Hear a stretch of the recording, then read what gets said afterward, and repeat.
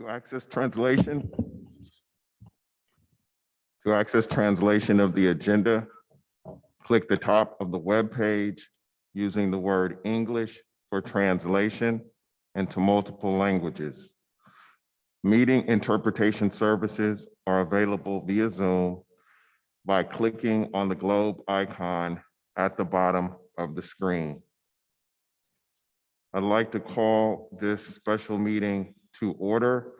Trustee Reckler, will you please lead us in the pledge? Thank you. I pledge allegiance.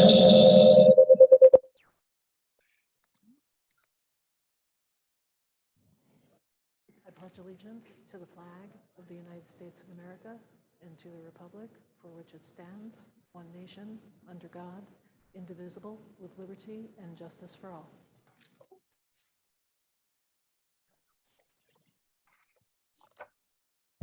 Thank you very much, Trustee Reckler. Trustee Smith-Folds, do you mind leading us in the land acknowledgement? I wouldn't mind, but I don't have it pulled up, Trustee Phillips. Could I do that next time? No problem. We recognize that we are presently on the lands of the Chochenyo, Muwekma, Karkin, Ohlone peoples and acknowledge them as the first inhabitants of the land we currently occupy. I'd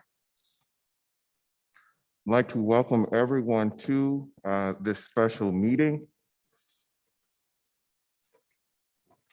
This meeting will provide public comment opportunities on agenda and non-agenda items in person, through the Zoom app, and by telephone.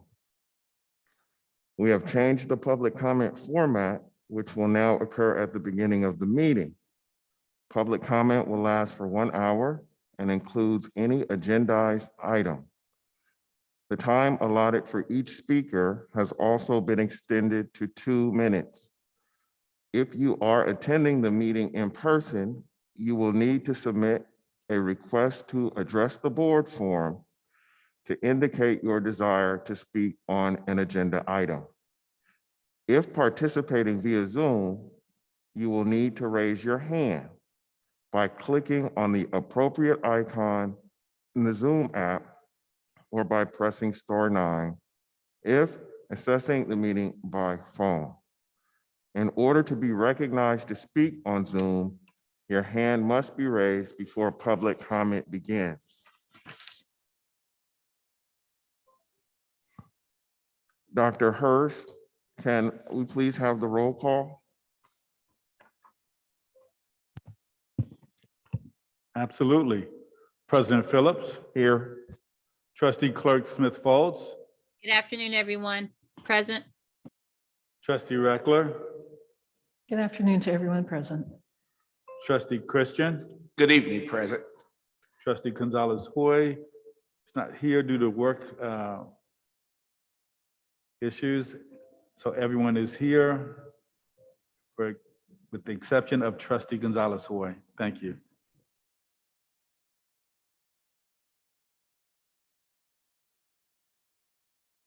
I just wanted to say, Trustee Gonzalez-Hoy, even though he's not at the dais, he is in the building and will be with us shortly.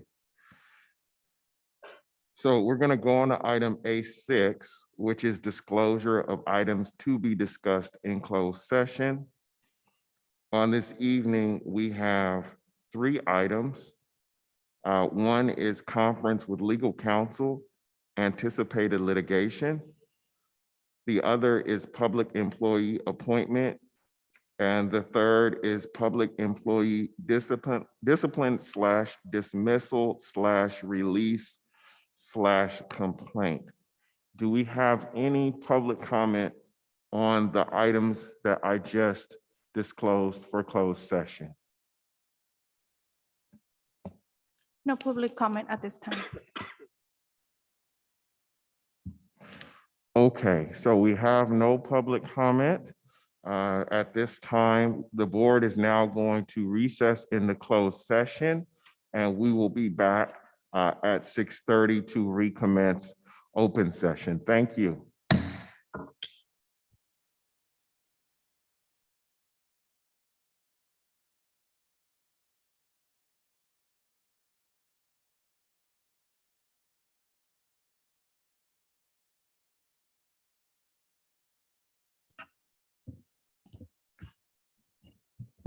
The board is now reconvening open session.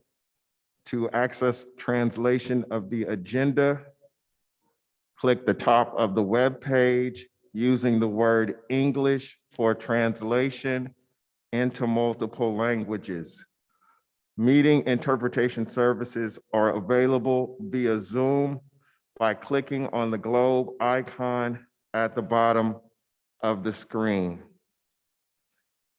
I would like to welcome everyone to this special meeting of the West Contra Costa Unified School District Board of Education. The mission of the West Contra Costa Unified School District is to prepare students for post-secondary education and to be responsible thinking, contributing members of our global society. We believe in public education as the most important function in a democratic society. We believe we must treat everyone with courtesy, dignity, and respect. Provide safe and nurturing environments in which to learn, teach, work, and participate. Serve our students by working as partners with our community to develop well-rounded, lifelong learners and contributing members of a global society. Take responsibility for our behavior and performance to ensure the highest possible achievement of all students, employees, and our school community. Provide equitable and essential communication and support for successful learning, teaching, working, and participating. Respect, celebrate, and welcome the diversity, uniqueness, and contributions of all members of our school community. The board should not subordinate the education of children and youth to any partisan principle, group interest, or the members' own personal interest.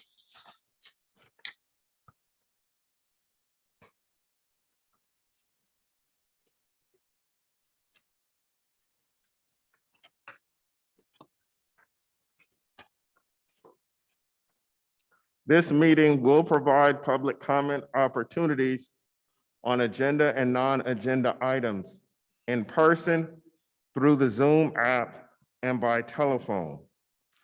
We have changed the public comment format, which will now occur at the beginning of the meeting.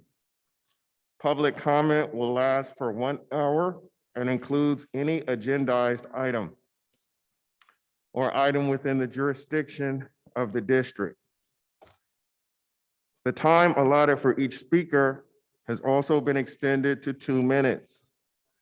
If you are attending the meeting in person, you will need to submit a request to address the board form to indicate your desire to speak on an agenda item.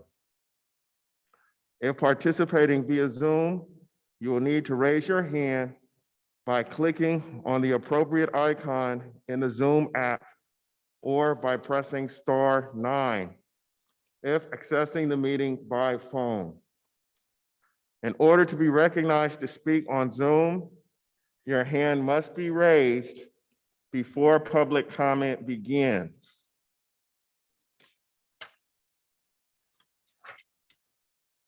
Due to the Brown Act, board members cannot discuss items that are not on the agenda and do not usually respond to items presented in public comment. Order of business may be changed without notice. The public is invited to attend and participate in all WCCUSD board meetings. Dr. Hurst, is there a report out of closed session? Yes, there is. The board voted unanimously to release Coach Andre Clark Earl as the head coach of El Cerrito High School and to return Coach Amir Rashad as the head coach at El Cerrito High School. Thank you.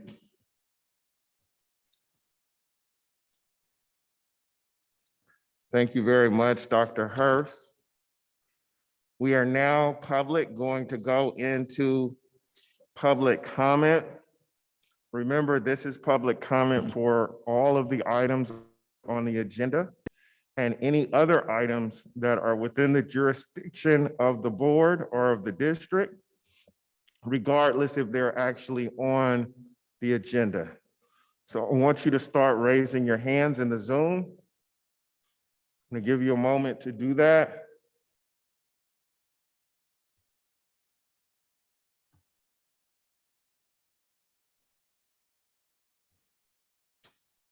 Currently, there are 13 hands. 14, give you a second to raise them. Once it starts, you can't get in the queue, so raise your hand now, please.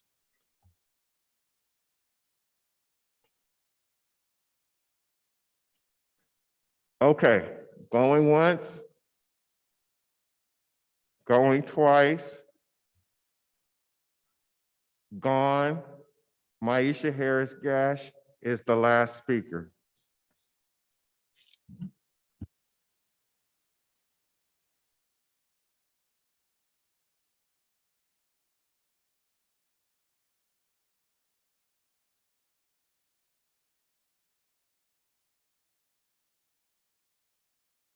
We're starting with Zoom.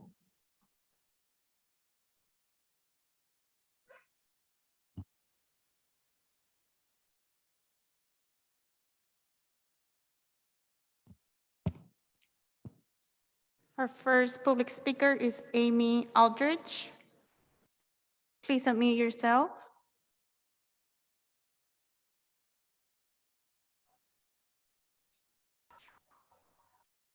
Hi, my name is Amy Aldrich, and I'm an older adult teacher. And I have come before the board today to let you know that our program, the older adult program, will be defunded. And our last day of teaching is the 18th of December. I would like to have this on an agenda item before the board so that we can get some action on this. If not tonight, then sometime soon. I have been teaching for over 20 years, and I was summarily dismissed in a very offhand way. Mr. Carr has made this decision yet again. He made this decision in April of 2019, and you all were very good in your decision making and chose to ask him to keep funding. He and the superintendent, that was in that year, it was Superintendent Duffy, to come up with the money to fund the older adult program. That program is now somewhat smaller. Dominantly, though, we need this as seniors more than ever before because the pandemic made things impossible for us. We're already a vulnerable population, and being isolated is a death threat. It's hard to stay happy and focused when you're isolated. Many seniors have lost contact. Many seniors have lost interest, and many seniors have died. Please don't let this happen. Please don't let this happen. Defunding the senior program is a death threat. That is something you all need to take into serious consideration. Thanks for listening. I appreciate your consideration.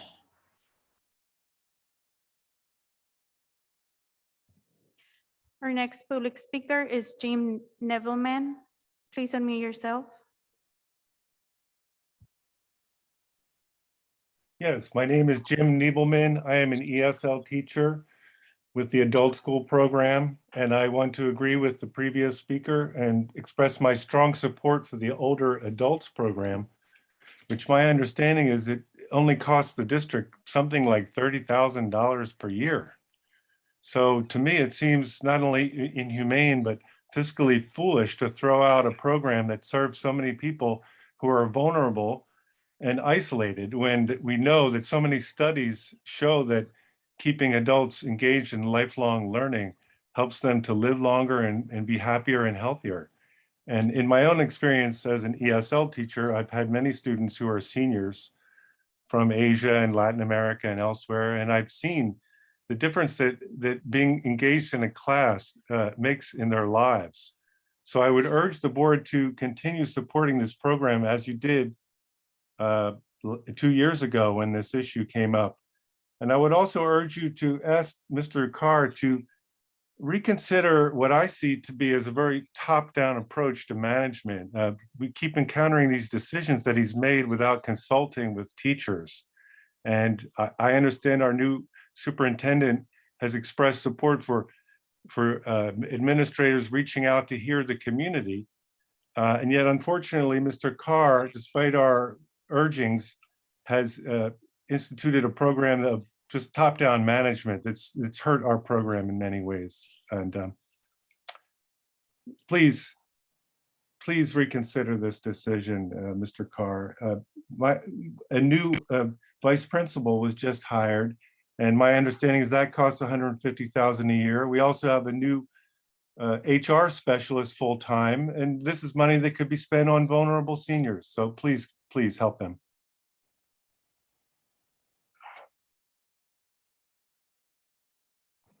Next public speaker, the Black Parent Resource Center. Please unmute yourself and state your first and last name for the record.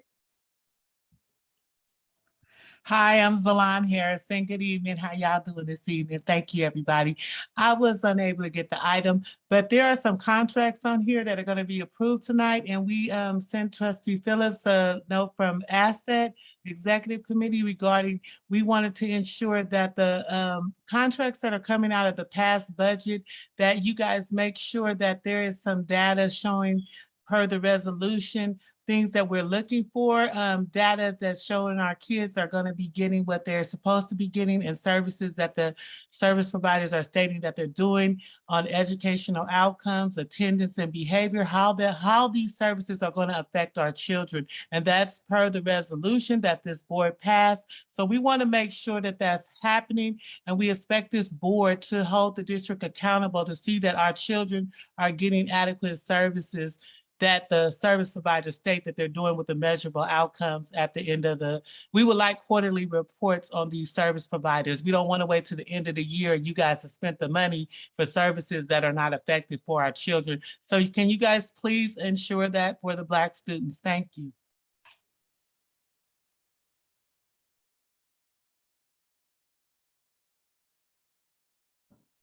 Our next public speaker is Ken Ryan. Please unmute yourself. Good evening, board. My name is Ken Ryan. I'm the president of the Adult School Teachers Union. I have two items to bring to your attention. First, as you've heard, the district plans to close the older adult program in December. In April of 2019, the board directed the district to maintain the older adult program. I'll email you the recording of the board meeting of April 24th, so you may review the issue. The adult school community would like the board to reiterate its direction to maintain the older adult program. Second, adult school teachers and students would like the board to set adult school class capacity at the same level as seating capacity for board meetings for the safety of the community. Thank you.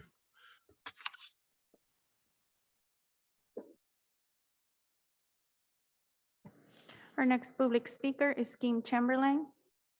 Please unmute yourself. Good evening, board. I'm Kimberly Chamberlain, president of IFPTE Local 21 SSA chapter. As many of you have heard me in the past, I have come to speak to you on various issues. Tonight, I am in support of several positions, 3 to be exact, C10, 12, and 14 that are being presented to the board. And I am in great hope that these will pass and help alleviate some of the ongoing stress in the departments. I am also hoping that we can come to a conclusion on getting these positions posted in multiple areas, not just EdJoin and Indeed eventually. Thank you very much for that. I also would like to say one more time that I have had collaboration on remote work. Just getting a conversation started. What are my expectations? So I appreciate you hearing and having teams reach out to me on that. I appreciate that very much, board, for listening. I am hopeful that eventually, before the year's end, and that's December 31st, 2021, not this the school year, as many of us think, especially myself, we come to a conclusion to assist people to help their loved ones and those of us that need to have that ability to work remotely on occasion, not daily, but on occasion. I am hoping that comes into pass. The last thing I would like to say is thank you. I appreciate you. And let's continue to work collaboratively to better the students and the staff of this district. Good night.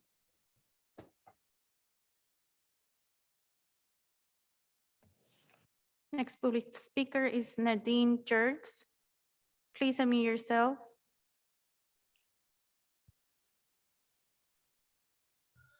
I want to thank the board for giving me this opportunity to speak. I am here to urge you all, and including Mr. Carr, not to defund the West Contra Costa Senior Centers.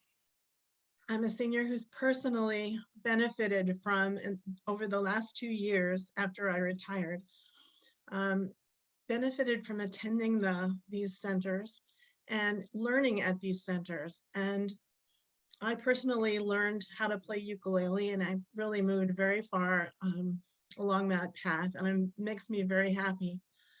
But also, I have met so many wonderful seniors in the community, made so many great contacts, and had a lot of joy from that. And I want to tell you all that education doesn't stop when you turn 65. It goes on, and especially if you've been involved in childhood instruction, adult education, senior center education is just a natural follow through to that. And we need to cherish our seniors, protect them. I have a relative who's recently been diagnosed with Alzheimer's, and his clinician said that there are 3 things that older adults can do to fend off the progress of Alzheimer's disease. One of them is taking classes. Second one is learning to paint or draw. Third one is learning to play a musical instrument. And so I just want to tell you that you're guarding against Alzheimer's in the elderly community if you fund senior centers.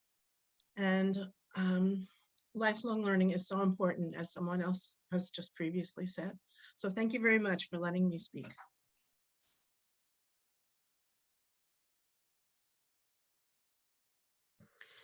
Next public speaker is C. Peters. Please state your first name for the record and unmute yourself. Hi, my name is Carol Peters. I am a community member and an employee. I just wanted to state my support for the teleconference resolution. I think it's great that you're going to continue to have board meetings via Zoom. I just want to also encourage that the board think about moving board meetings to each area. It is a privilege to be able to go to Richmond and be close to your families and still be able to do all the things that we do, after work. But it would help to get additional support from additional, maybe underrepresented people if we can move a board meeting every now and then to a different region, or a different area that is closer to some people's homes, so they can at least drop in and see it live if they so choose. I also want to encourage the hiring of a parliamentarian to help properly facilitate school board meetings. I think there have been things that have been out of compliance and have been violations of whether you use Rosenberg's or Robert's Rules of Order. And I think that's necessary to facilitate a meeting properly. And so I want to encourage you to hire a parliamentarian to support you all in that work. Thank you.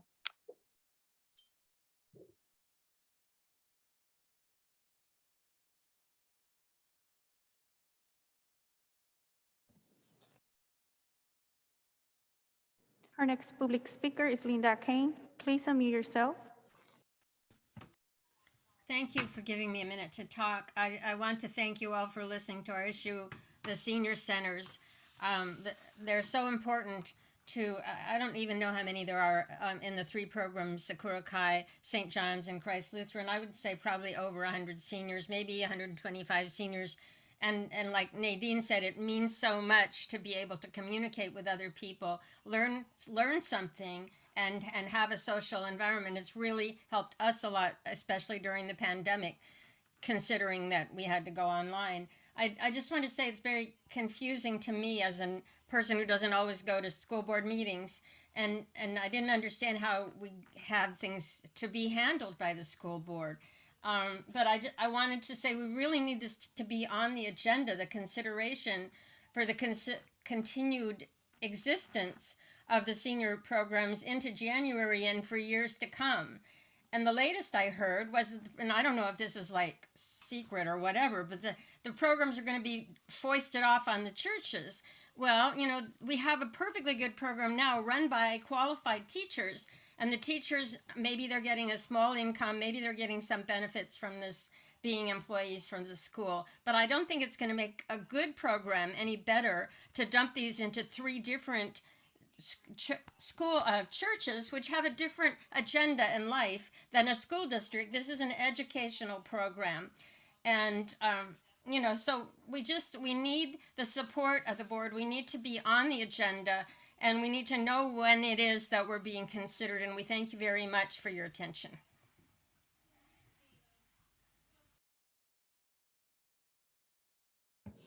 Next public speaker is Brooke Pong. Please unmute yourself. Hi, good evening. My name is Tang, and I'm a member of the St. John Senior Center, and I also volunteered to lead the ukulele group there.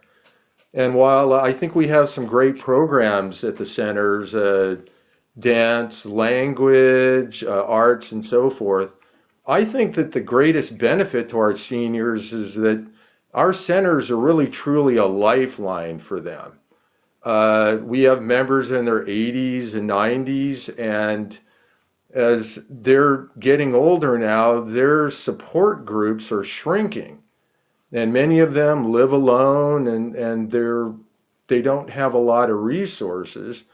And as you all know, the pandemic has just made things a lot worse.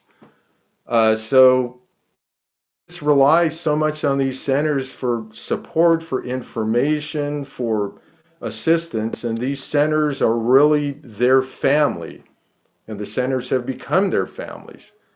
And they just help each other out in time of need, and I think it's important to keep that going. And again, I think that that culture and that support that exists for one another there at the centers is really, you know, the key to it. And so I'm just asking the board to put us on the agenda and to keep us open.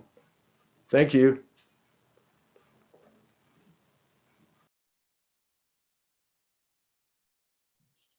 Our next public speaker is Susan. Please unmute yourself and state your last name for the record.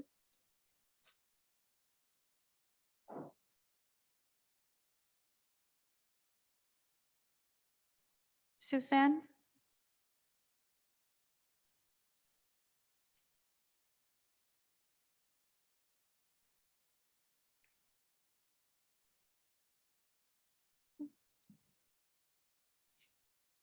Our next public speaker is Audrey.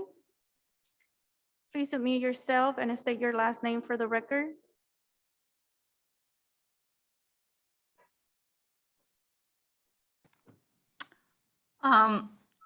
Yes, this is Audrey Cubillo, and I'm certainly a senior. one of the older seniors. And I just travel back and forth from my home about an hour away to go to El Cerrito because the senior center that I attend there, their programs and their activities, their people, everything there is just conducive to what I have been looking for in a group setting of like-minded people like myself. And it's so healthy mentally and physically, and it's needed for us seniors who have already served their country and their city and state, and now looking forward in their senior years to continue living as independent as possible. And the senior centers in El Cerrito, as far as I know, is one of the best in supporting us, all of us who seek to continue living independently and not being a burden to our families or to the state. Thank you.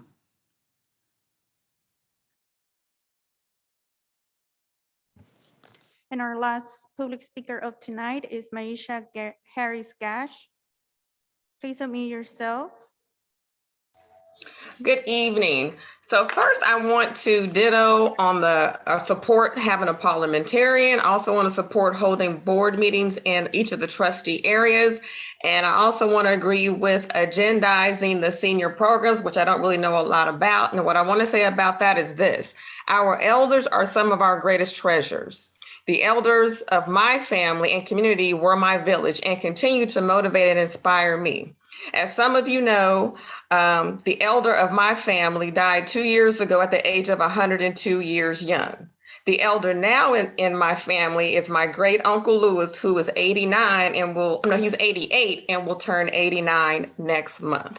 So yes, I would like to know more, and that we do as a community need to support our elders. Now, what I really want to talk about is I just want to say to all my teacher colleagues, it is the end of the first quarter and we have survived. So I just want to give some love and shout out, especially to like the pre-K and the little people teachers, because some of y'all know one of the greatest days of my life is when I sent my daughter to be with her people.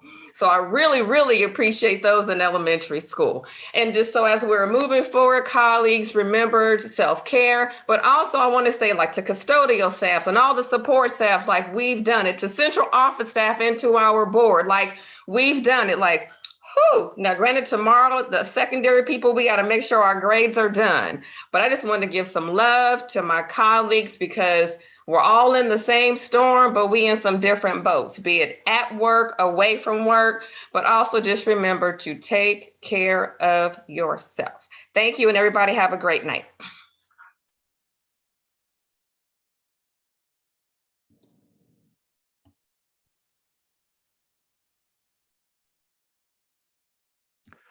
Thank you very much to everyone who called in.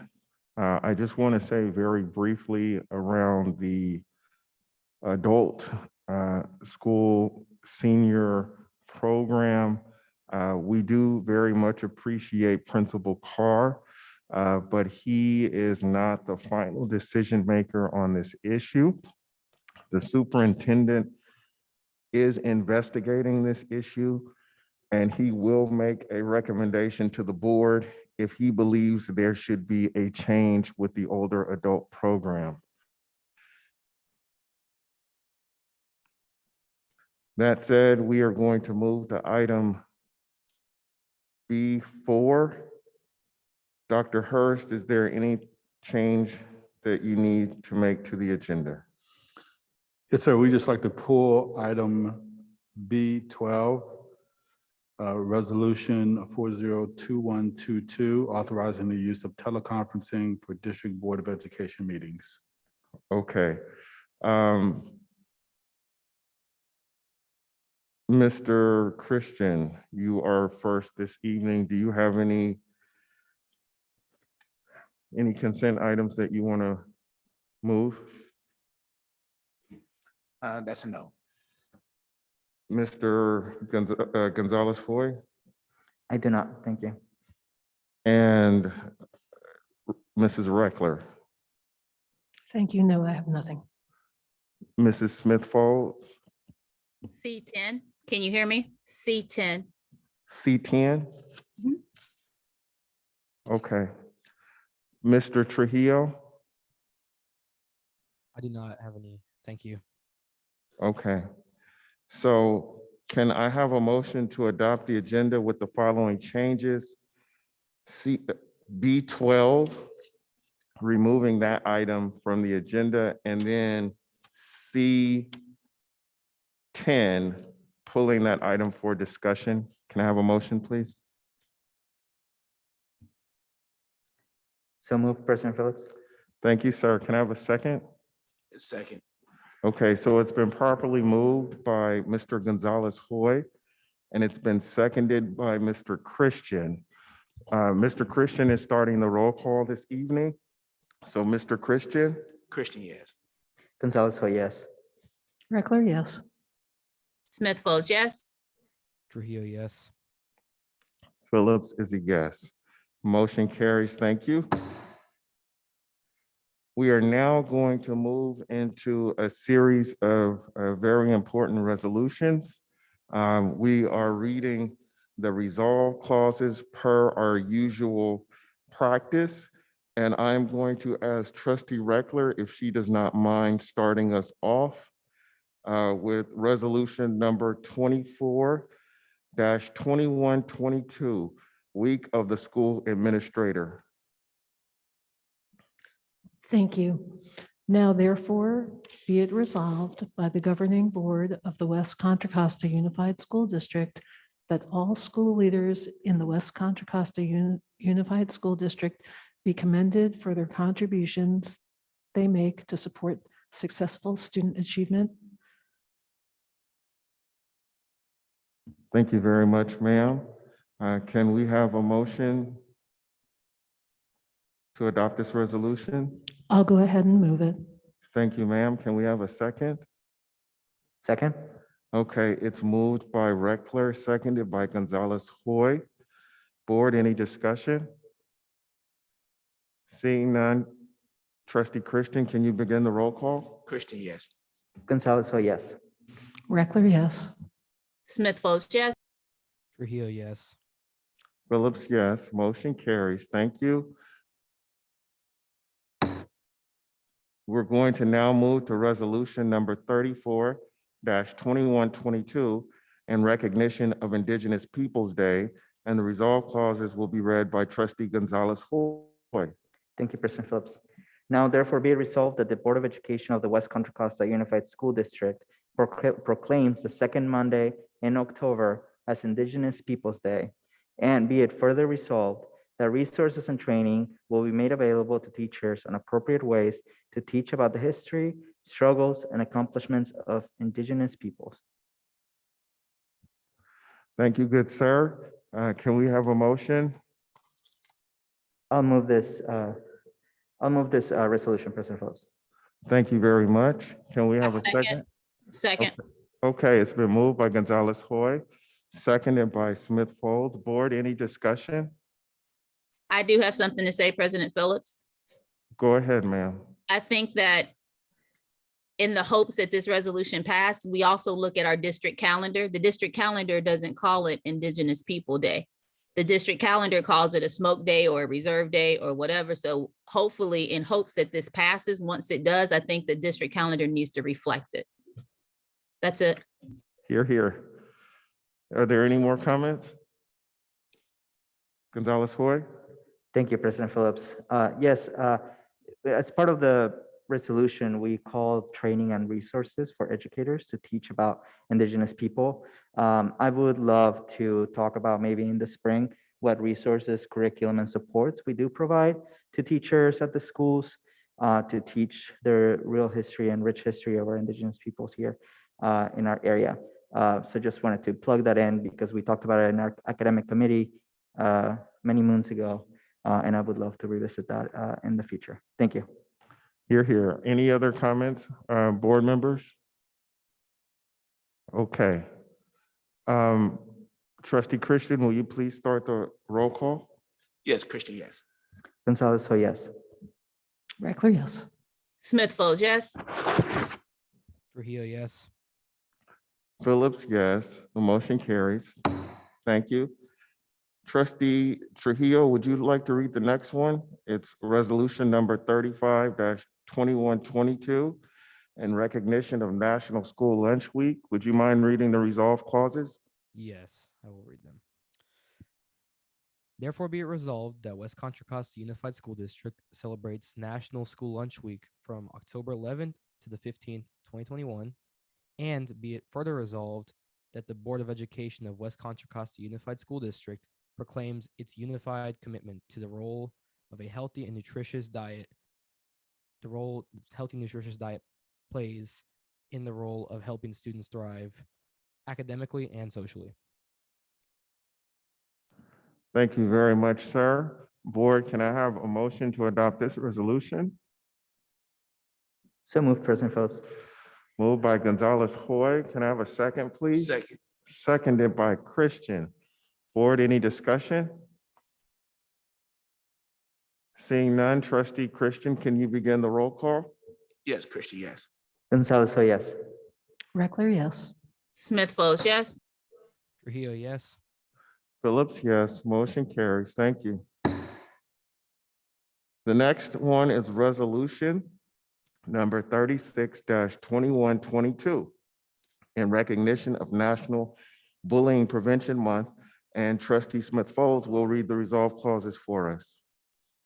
Therefore, be it resolved that West Contra Costa Unified School District supports the goals of National Bullying Prevention Month and will work with the board, work with a broad spectrum of local community stakeholders, parents, students, teachers, and staff to develop, implement, and monitor policies and programs that foster and support a positive school climate free from harassment, bullying, discrimination, and violence. And be it further resolved that the Board of Education of West Contra Costa Unified School District proclaims its unified commitment to the education and prevention of bullying within our communities and schools, exploring solutions to the problem and offering support in raising awareness and recognizing the month of October 2021 as National Bully Prevention Month.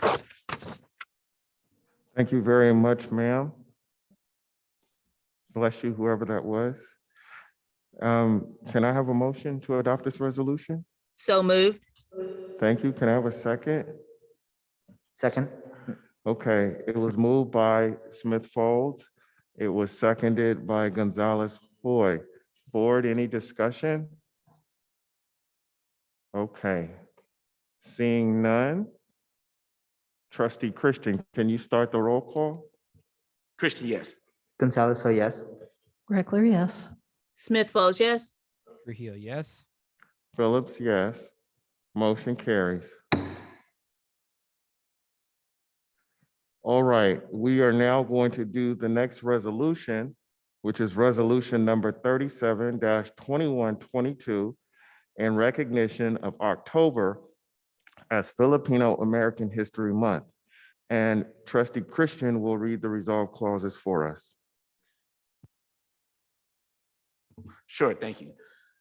Now therefore be it resolved, the West Contra Costa Unified School District Board of Education does hereby adopt the resolution number 42-2021 to recognize Filipino American History Month and to mark the achievements and contributions of Filipino Americans in the West Contra Costa County and throughout the United States, passed and adopted by the Board of Education of the West Contra Costa Unified School District on the 19th day of October 2021. Thank you very much, sir. Can I have a motion to adopt this resolution? So moved. Oh, sorry, second. Moved by Smith Folds, seconded by Gonzalez Hoy. Thank you very much to both of you. Board, any discussion? Okay, seeing none. Trustee Christian, will you please begin the roll call? Christian, yes. Gonzalez, so yes. Reckler, yes. Smith Folds, yes. Trujillo, yes. Phillips, yes. Motion carries. The next resolution is resolution number 38-2021 in support of National Principals Month, October 1st through 31st, 2021. And Dr. Hurst will read the resolve clauses for us.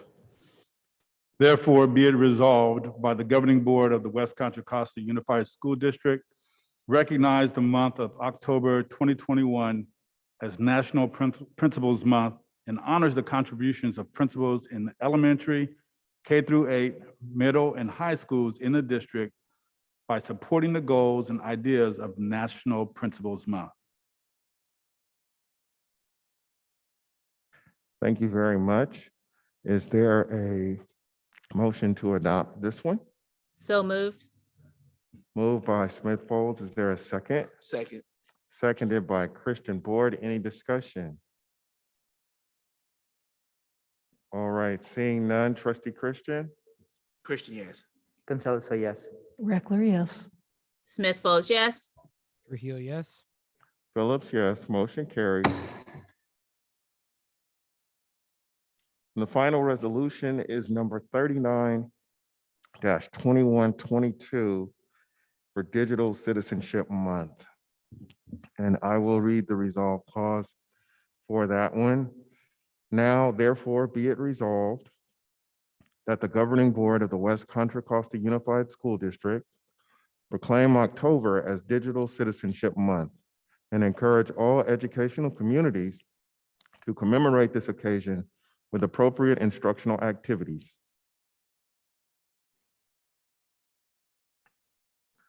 I move, well, can I have a motion to adopt this one? So moved, President Phillips. Can I have a second, please? Reckler, second. I think she beat you, Trustee Smith Folds. So moved by Gonzalez Hoy, seconded by Reckler. Board, any discussion? Okay, seeing none. Trustee Christian? Christian, yes. Gonzalez, yes. Reckler, yes. Smith Folds, yes. Trujillo, yes. Phillips, yes. Motion carries. Thank you. Board, we're now going to move on to our consent items. We have the entire consent agenda other than C10, which is a new job description, human resources analyst.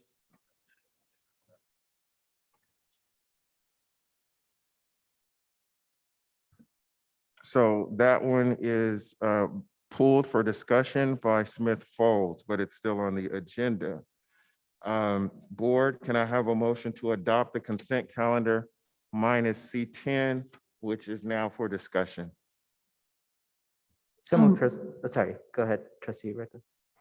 That's fine. You can go ahead. So moved, President Phillips. This is a great example of Digital Citizenship Month. So moved by Gonzalez Hoy, and is there a second? Second. Seconded by Christian. Board, on the vote? Oh, Christian, yes. Gonzalez, yes. Reckler, yes. Smith Folds, yes. Trujillo, yes. Phillips, yes. Motion carries.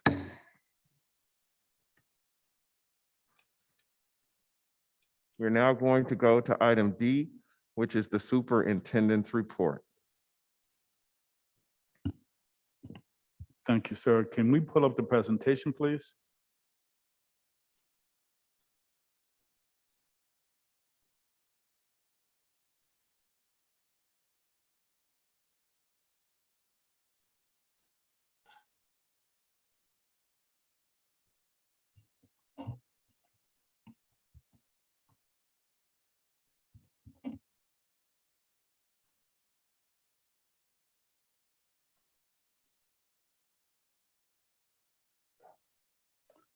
So we'd like to begin by turning the mic over to Trustee Gonzalez Hoy for the memoriam. Thank you, Superintendent Hurst and President Phillips, for letting me say a few words. Tonight, we are celebrating the life of a good friend of mine, Laura Colbert. Laura taught at Montalvan Elementary School, Bayview Elementary School, and she was currently teaching at Dover Elementary School until her passing. Laura was such a beautiful person, always caring more about others than herself. When we taught together, she would constantly surprise me with coffee in the mornings or a very good conversation. She was there on tough days, waiting with a hug, and always cared about how everyone was doing. Excuse me. Laura lived in Marin and could have gotten a job anywhere, but chose to drive every day across the bridge to WCCUSD to teach because of the love she had for her students. She planned yearly field trips for her students because she wanted them to experience something new and different. She was known for her love of the San Francisco Giants, and every year she took her students to see the stadium and sometimes even meet the players. Laura made a huge impact on the life of many educators, families, and hundreds of WCCUSD students. I personally will miss Laura very much, and I know many will as well. Laura's family is holding a memorial on Sunday, November 14th from 4 to 6 p.m. at Elk Lodge in San Rafael. I will be posting the link of the flyer on the chat for the public in a minute on the Zoom. Thank you so much, and thank you for letting me say a few words about my friend. Thank you very much, sir. If we can go to the next slide. This evening, you'll be hearing from district staff reporting out in three main areas. We'll be reporting out on the vaccine mandate that was adopted by the board September the 30th. We'll also be reporting out on the virtual academy and providing updates. And finally, we'll be reporting out on COVID response as well. So starting off with the vaccine mandate, we wanted to just provide an update that we are moving forward as a district with what was passed by our board on September the 30th. And that is an employee, volunteer, and board member vaccination mandate. That is a vendor consultant vaccine mandate, and also a student vaccine mandate. Next slide. We wanted to provide some clarity also on this slide, and it's a timeline. And what we wanted to share with you, when you look at this, it's divided up into employees/volunteers. It also has our students, Group A, which is extracurricular, and then Group B, which is all of our other students not involved in extracurricular, and then also our employees. So what we wanted to share for this timeline, as you look at this, you see there are dates at the top. For employee volunteer, you'll see that there's a first dosage that was for October the 15th. And what we wanted to share with everyone that these dates that we're providing for you are guidelines. And what we do is for staff, we have communication in place to ensure that we're reaching out to employees, and we'll be reaching out to students as well. Just reminding them that this is your guideline date, is when you should have your first dosage done. So again, it is a guideline we wanted to share with you. We also wanted to share, as you look in the green, you see the second dosage for employee/volunteers. So those are the same. Again, that date is November the 18th. And again, that's a guideline date of when employees and volunteers should have that second dose done as well. And you can see, if you follow that along in the light blue, you'll see again, employee volunteers, December the 7th. And that's really a guideline date for when employee and volunteers should have their full vaccination status performed. Now you also notice, as you follow the timeline, Right below number 5, it says January 2022, you'll see full vaccination status, January the 3rd. That is the full implementation date. That is not a guideline date, that is a deadline date. So what we wanted to share with you is that there will be a number of communications between the first dosage, second dosage, and when you should have the full vaccination. But then also, there'll still be a lot of follow-up from staff, a lot of communication that will happen to ensure that we all meet the deadline date of January the 3rd. What you'll notice in the January the 3rd is that it applies to everyone. That is the deadline for our students, our employees, our volunteers, and our vendors. Next, we wanted to share with you is Student Group A. In Student Group A, we disaggregated that from Student Group B just because of the term extracurricular activities. And we have defined extracurricular as a staff of those involved in sports, drama, band, and choir. And what we try to think about here is those big activities where a large number of students congregate after school for extracurricular activities. Again, extracurricular activities would be sports, drama, band, and choir. And because those students are congregated in close proximity, we gave them a guideline date first and a first push for those. But again, we want to reiterate that October the 30th is a guideline date for when you should have that first dosage complete. And then if you follow that, you'll see Student Group A in green that says November the 30th.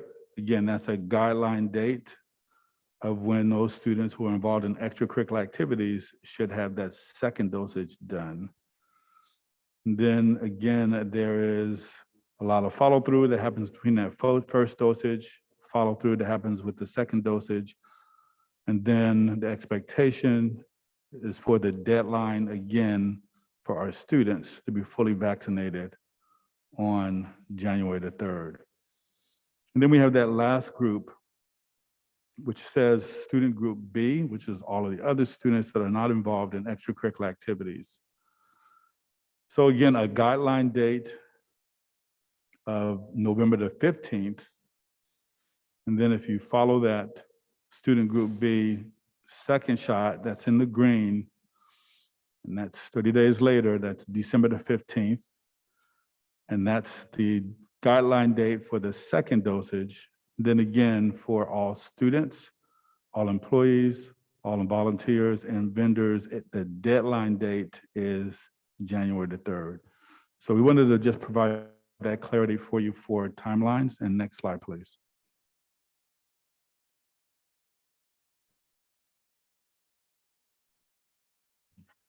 So I will start for the data collection.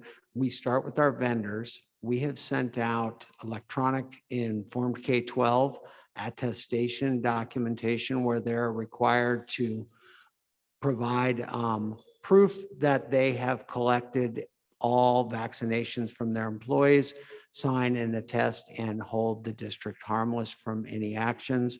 We've sent out 84 to vendors providing service. We are at 39 have already been returned in the first day. So we're almost over 50% returned in one day that they are indeed fully vaccinated. And we'll continue to follow up until we have all vendors collected. With that, I'll pass it to Marcy, who will talk about employees. Good evening. So we're collecting all of the proof of vaccination status through Informed K-12. We have over 2,700 and that number changes every minute. We continue to push that out and then we will switch over to mailing and reminding them and texting to remind them to get that in, whether to drop it off or in Informed K-12. We're also continuing with testing and providing a Google Doc to collect any outside testing from an outside vendor. And then we're collecting exemption requests through a Google form that was provided on the Informed K-12 link. For volunteers, same thing. We're capturing that information on Informed K-12 for the proof of vaccination. That department will be doing distinctive badges to signal proof of vaccination to sites, including for community-based agencies. And we're collecting exemption requests as well through a Google form.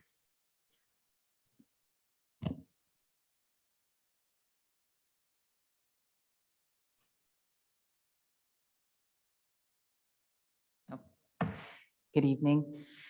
With regard to our students, parents will be familiar with the portal that they will be utilizing to upload the COVID vaccines. We will be using the PowerSchool portal. This will be a new portal for COVID. It will be available next week, and we will be providing communication out to families as it is open for their use. In addition to that, we have contracted a team of 10 medical assistants through Maxim, which is one of our main providers for healthcare services for the district. And they will be going into the California Immunization Registry, the CARE system, and they will be able to look up student vaccination status. Again, this is a system that we already use to support with verifying immunizations for our students. So we'll be using systems that are familiar to our families and to the district in order to collect this information for our students.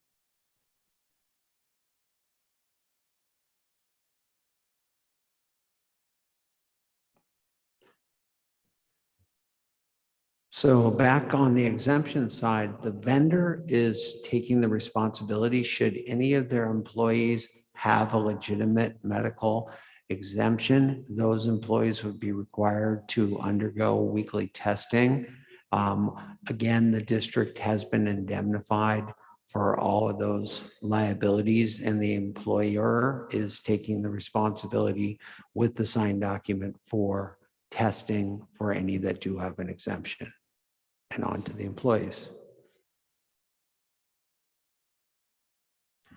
As outlined, there's the medical accommodation and gathering the required information from the doctor, and that was outlined. And then with the religious, we have the religious belief, and we're gathering that information.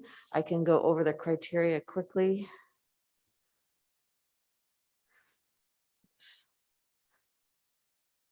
I don't know where it went.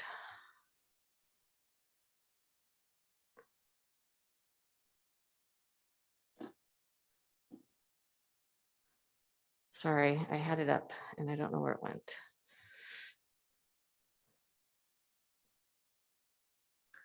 So the criteria is based on, okay.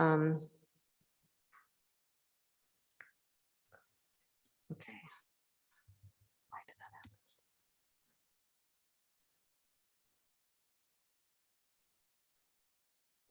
All right.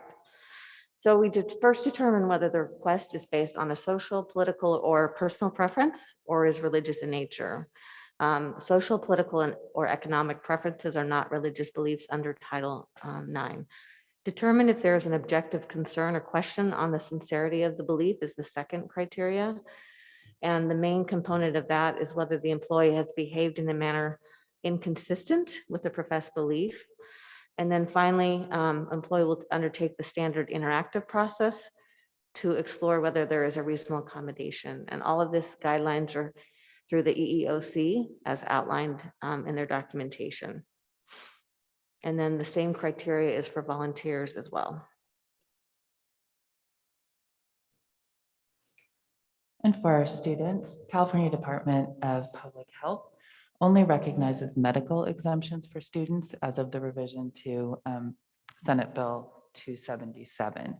As such, that CARE system I mentioned before, the California Immunization Registry, has a portal where families can go in and create an account if they believe that their child may require a medical exemption for the COVID vaccine. The parent would create an account at the website that is linked to the slide deck. They would then get a passcode that they would share with their child's physician. And if the physician is registered with the CARE system and can provide an exemption and determines that the student in fact needs a medical exemption, meets that criteria, they would go in, they would complete the form online for the student. The parent would then download that form and provide that to us as a school district. So under the current guidelines, there is no way we do not provide the exemption form to the family. The family would go through the CareMe system and work with their physician and then provide that to us. We will then upload that into Power School as meeting the requirements around the vaccination status for students. Next slide.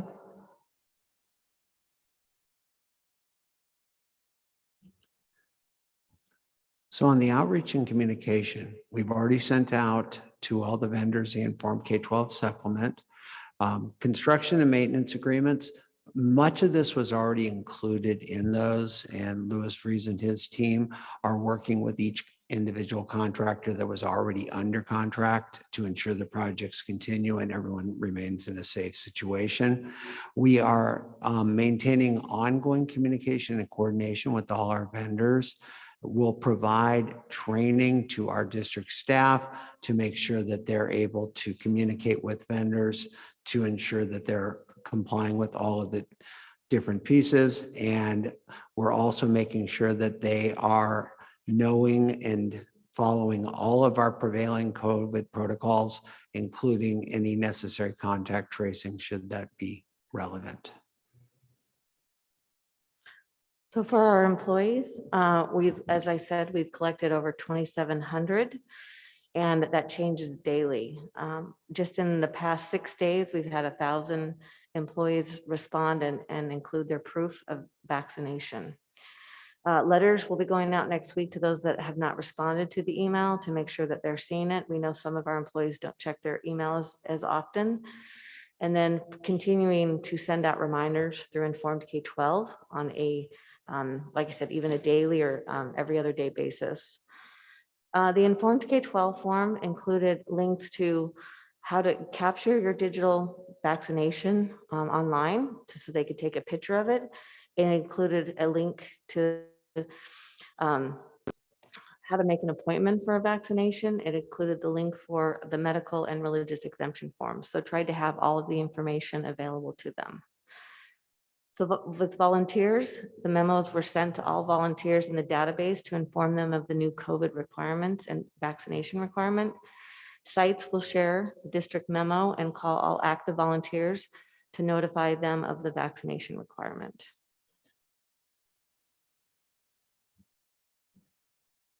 Good evening. This is Ryan Phillips, Director of Communications. I'll talk about students. So all students have been flagged in Power School pending the proof of vaccination. We're also designing an outreach and social media campaign that's supported by our school community outreach workers and health aides.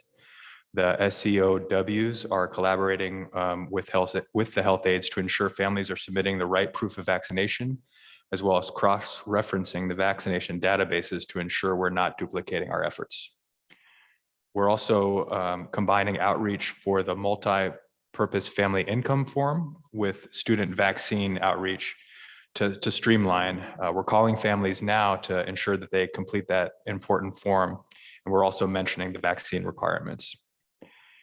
We're also working on developing student ambassadors to work on their campus to help promote the vaccines. We had a meeting with the student trustees last week where this was brought up.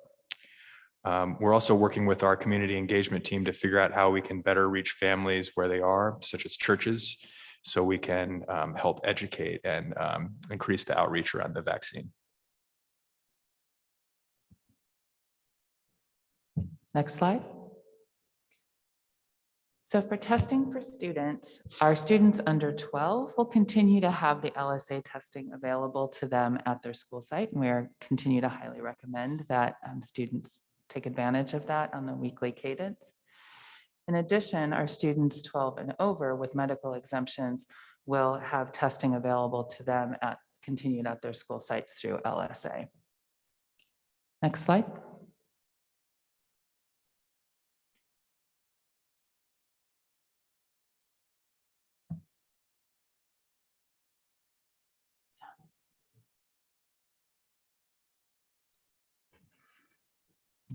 So with our vendors, specifically our contractors, will review each case by case, make sure that we've addressed all safety provisions, make sure that they've signed and completed the entire contract and indemnified. If that does not occur, we'll look at terminating the contract. We'll look at whether services are necessary but could be provided remotely. If they're not providing direct contact with students, then we will be able to continue doing some of that focused support as long as they're not in contact with our students or our adults. So each case we'll look at individually to determine the best protocol should any contractor not complete. But again, within not even 24 hours, we already have 50% back from the day we sent them out. So for our employees, again, the goal and the push is to get all proof of vaccination status by December 7th.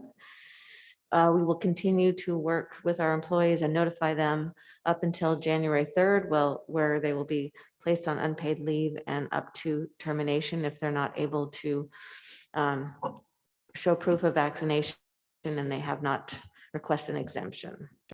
So far, we have received 70 exemption requests. And we'll work with those that have received that in the next 6 weeks to make those determinations. For the volunteers, they will not be able to volunteer at the school sites after January 3rd. For students, if they have a medical exemption, they will continue to attend their school of attendance, and they'll just simply continue to test on a weekly cadence at the site. For students who opt not to vaccinate and who do not have a medical exemption, they'll transfer to Vista Virtual Independent Study beginning January 17th, which is the first day of the second semester.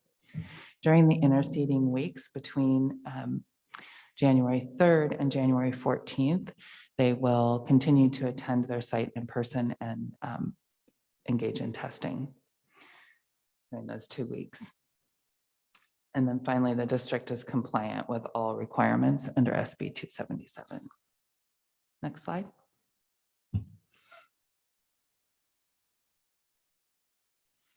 Then finally, we wanted to share that we have been working with the county on vaccination clinics.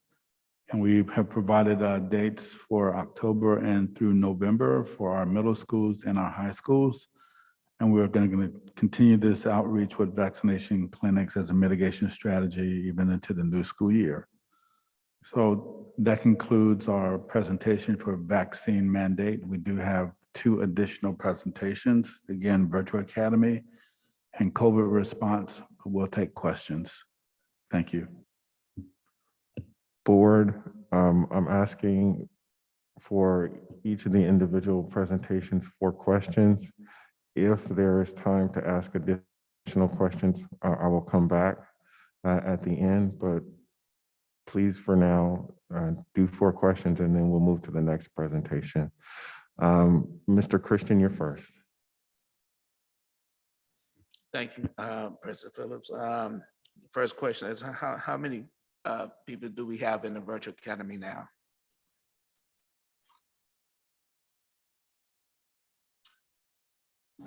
Mr. Christian, I think they're going to do a presentation on the Virtual Academy. So if you want to just focus on the presentation about that he just did or that they just did, that would be good. And then you could save some questions. Okay, well, I don't have. You go to the next. No, I mean, if you have questions, keep asking them. I'm just saying that one question about the Virtual Academy, they're going to give us a separate presentation on it later. Okay, Mr. Gonzalez-Wood? Thank you. Most of my questions were actually answered in the presentation, so I only have one.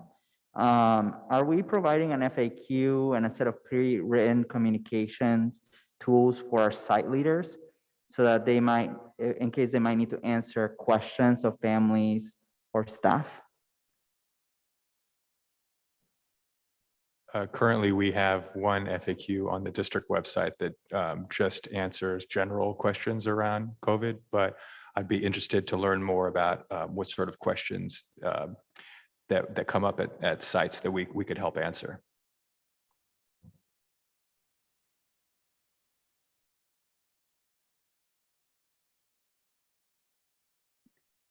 Okay, that was my only question. Mr. Phillips, I will follow up with you through email. Thank you. Thank you, sir. Mrs. Reckler? Yes, thank you. I have a question on timing. So not everybody ends on January 3rd neatly with, at the Christmas break, and we come back fresh and new after that's done. Especially El Cerrito High School, which first semester drags all the way into January. So for this period of January 3 to January 14th, will people be in person and not vaccinated, or how are they finishing up if they're gonna switch to online or out? So we did not want to interrupt the last 2 weeks of anyone's semester. So for students who are not fully vaccinated, when they return on January 3rd, they would remain in person, they would submit to the weekly testing, and then they would transfer to the virtual academy at the next natural break in the year, which would be the beginning of second semester. So they would attend in person to complete their first semester. Okay, thank you. Next question is, when will you start the process of figuring out how many kids are going to disenroll or will need an alternative education plan or pathway? Right away. So beginning, the portal, as I mentioned, will be open sometime next week, and we'll be communicating out with parents when it's available for them to begin to upload vaccination cards. Starting on Monday, the first 5 of the Maxim medical assistants will come on board. We've done some research with LA Unified and Oakland that are a little bit ahead of us. And we know that we can be checking the care database for approximately 200 students per medical assistant per day. So 1,000 per day for the first week, and then 2,000 per day when all 10 are on board the second week. So by the end of the second week, give or take, we should be able to check the current immunization status for every single one of our 12,000 students, ages 12 and over. In the care database, you can see if a student has taken 1 vaccine, 2 vaccines, you can see what the status looks like. So that will begin to give us a sense of exactly how many students have not yet begun to engage in it. We do know that only approximately 70% of our students are likely to be found in the care database. So that's where we're going to be really carefully and strategically following up with SCOWs and doing outreach at the sites so that we begin to make direct contact with those families and get direct information from them. So it's going to be a multi-prong approach, but beginning Monday of next week. So just to be clear, is there going to be any direct outreach, email blast, whatever, saying if you are not continuing with us or you need a different pathway, please contact us now? Or is it going to just be through the uploading of documents?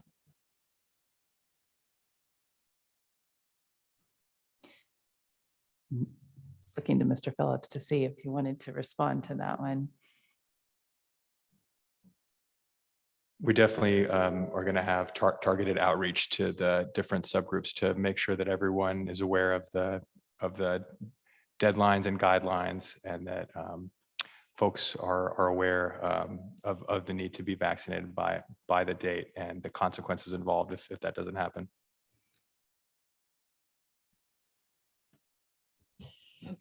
Okay, thank you. And then finally, for this round,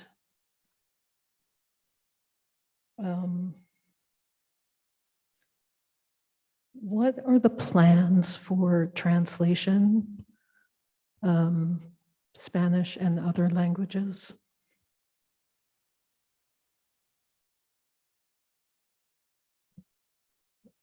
Sorry, translation regarding? Of all materials going out to families.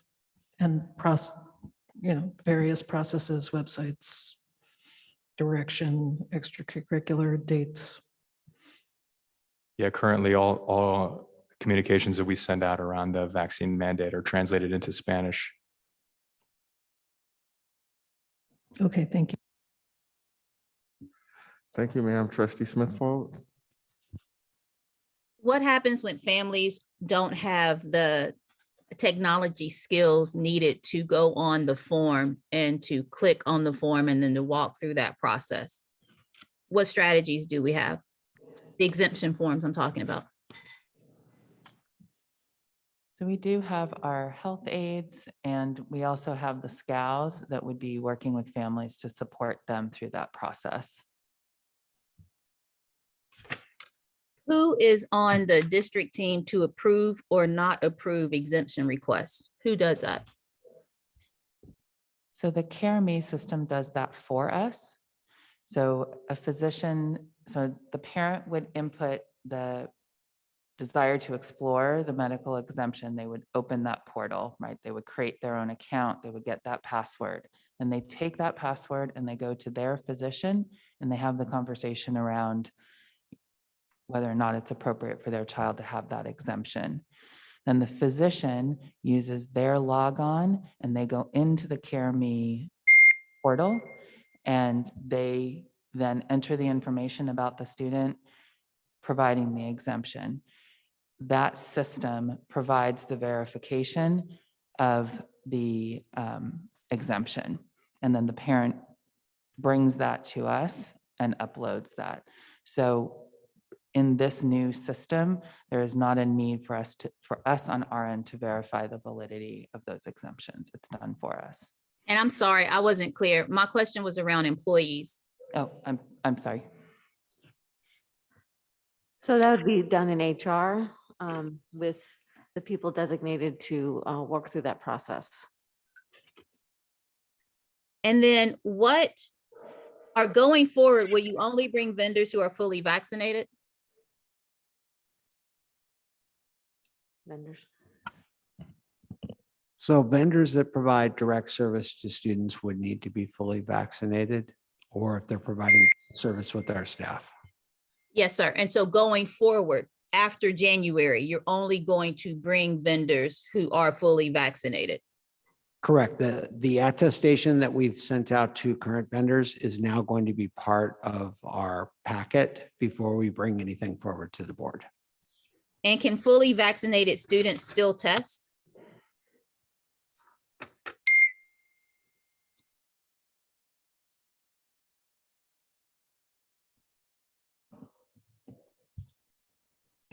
Yes, they would still have the option of testing.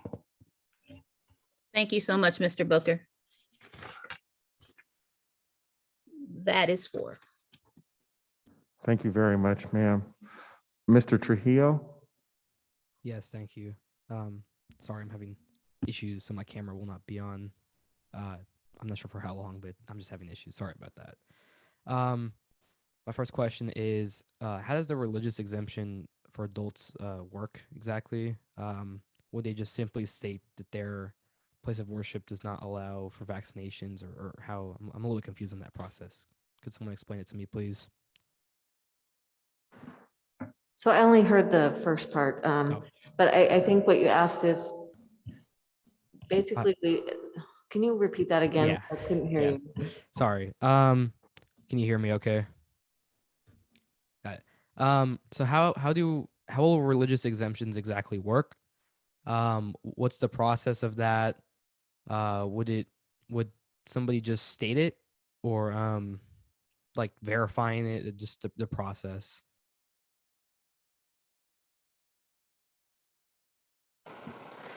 So they recommend doing a form that gives them, the employee, an opportunity to state in their own words their religious beliefs.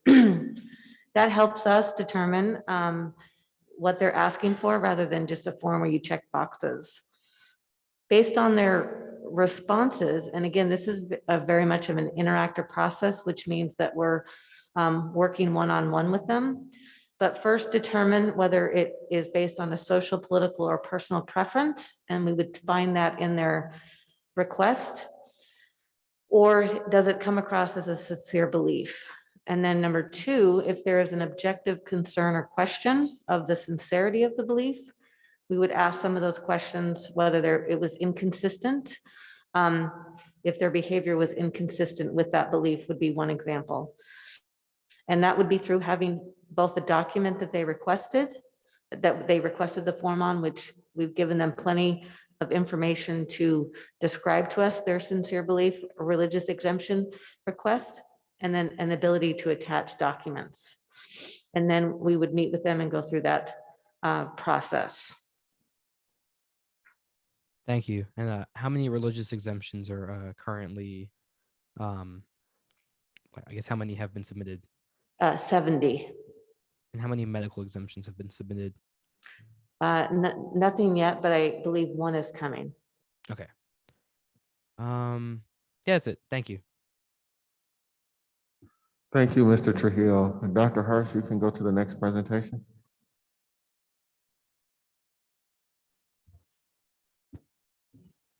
The next presentation will be an update on Virtual Academy. Good evening, board. I will be providing some updates on the Virtual Academy. I will start with materials distribution was from 2 to 4 p.m. for grades K through 6 on Moser Lane side of Virtual Academy and El Cerrito on Friday. They distributed math consumables and classroom materials. Approximately 125 families showed up. Families who were unable to attend could schedule appointments to pick up materials at the Virtual Academy office. Materials for grades 7 through 12 are available at Vista High School by appointment Monday through Thursday if parents did not or were not able to go there and pick up materials. The Director of Curriculum and Instruction is working with the principal to review ELA curriculum and to provide Virtual Academy teachers with intentional professional development around ELA curriculum and best practices for independent studies. Next slide. There are other exciting things happening at Vista Virtual Academy. Yoga community circles have started along with clubs. Clubs support our students, support our students' social emotional learning. The Virtual Academy uses Nearpod for social science and science lessons and will make additional hard copy materials available based on student need and our family request. SEO Fridays are going strong. Monthly parent meetings, October, founding our parent faculty organization and having a financial planner discuss college savings. Staffing, there's been 1 elementary and 2 high school teachers hired, 1 more high school and 1 more middle school teacher going through hiring with human resources. Vista is still looking to hire more elementary teachers. Interviews are in process. The current staffing is listed here. I know there were some questions about the staffing. Oh, next slide, sorry. There's currently, the staffing is listed here. The kinder, 1 teacher, first 1 teacher, second 2 teachers, third 2 teachers, fourth 1 teacher, fifth and sixth, there's 1 teacher, seventh and eighth, 1 teacher, and 9 through 12, there's 3 teachers. And then also the special education, 3 FTEs for mild, moderate special education teachers. There's 1 FTE for speech and language therapists. And there's also a 0.75 FTE occupational therapist on board. Next slide. These are some current needs currently just for the wait list. This does not include, once we move into the vaccine mandate, the number of staff that will be needed to require for more students who might possibly not be vaccinated. So this is just a need currently to move more students off the wait list. Next slide. This is just a breakdown of the materials that all teachers and students have at Vista. And so it lists the math, the print, the digital. Anything in green is what is in green means they have it. There's a yes there. Anything that is in yellow, meaning they have ordered it and it is coming in. And anything with a red means that that's something that has not been offered in print to Vista. What I've also linked on the bottom for the board is our district adopted instructional materials list, if you would like to see that as well. In terms of our number of students, next slide. In terms of our number of students, we have currently, this was as of 10/14/21, we have 249 students that are in the virtual academy. This is broken down by grade level. Next slide. The next slide with our 249 is broken down by ethnicity of students and the percent that is enrolled in Vista Virtual. Next slide. This is our wait list currently for Vista Virtual. 243 as of 10/14, again, broken down by grade level. Next slide. This slide also has the number of students that are currently still on the wait list, broken down by ethnicity. I also want to add that I have Principal McCormick on as a panelist, and I also have Executive Director Summer Sigler on as a panelist as well for questions. Thank you.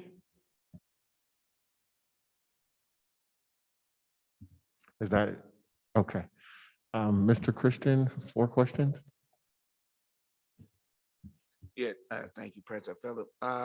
Question is, what's the total of how many that we have now that's in virtual academy? It's roughly 250, but what you can't see in the virtual academy are the students that were in high school that we transferred over to what we're just lovingly calling Land Vista. So total should be around 299 because I did move 50 kids to Vista because we're doing a hybrid program there. Okay, and the next question is, how many teachers do we have now? Teachers? You know what, I should know this off the top of my head. We also forgot a couple of paraprofessionals, but there's about 19 of us on staff right now. Are we still increasing the amount of teachers? I'm trying. I'm interviewing. We've had a slowdown in applicants. I just made another offer to someone. We just onboarded a person.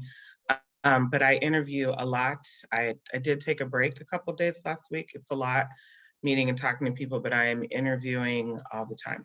Okay. I'm really looking for elementary though. Surprisingly, high school has drawn a lot of people into virtual academics, but it's the elementary teachers that I really want to focus on right now to get the littles in, because I do have space still at Land Vista, as I'm calling it, since that staff is so amazing and has been willing to do a hybrid learning program. So really, I'm trying to focus on building up the elementary portion, especially with the new, with the vaccine mandate coming. Okay, thank you. That's how. Thank you, sir. Mr. Gonzalez. Thank you, President Phillips. Thank you, Ms. Martin, for the presentation. Good evening, Ms. Jordan McCormick and Ms. Siegler. Good to see you both. I have 3 questions. Thank you.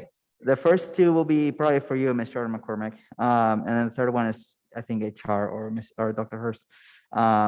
The first one, are parents able to request or get physical textbooks for some of the online curriculums like CERN, or is that a possibility if they request that? So CERN doesn't really have a textbook. There's a consumable, but yes, we could do that if people requested it, yes. Okay.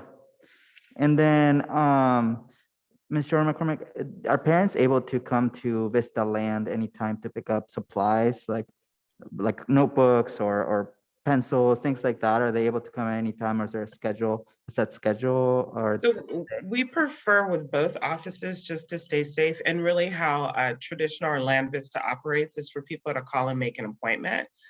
We have very limited space on the campus, and the reason why we do Monday through Thursday is because Fridays are when we do our staff meetings. And so for both sides, just to keep people safe and because we cohabitate campuses, we do ask families to call and make appointments. And then that way we have the opportunity to be ready for them, so then they come in, they get what they need, and they're able to be in and out. Thank you very much. And my third question, what are some long-term strategies that we want to implement to help reduce the wait list of students? I understand obviously hiring more teachers is the best strategy, but obviously that's not something we can just make happen in an instant. So what are some long-term strategies that we want to implement, if any? Is that for me or for HR?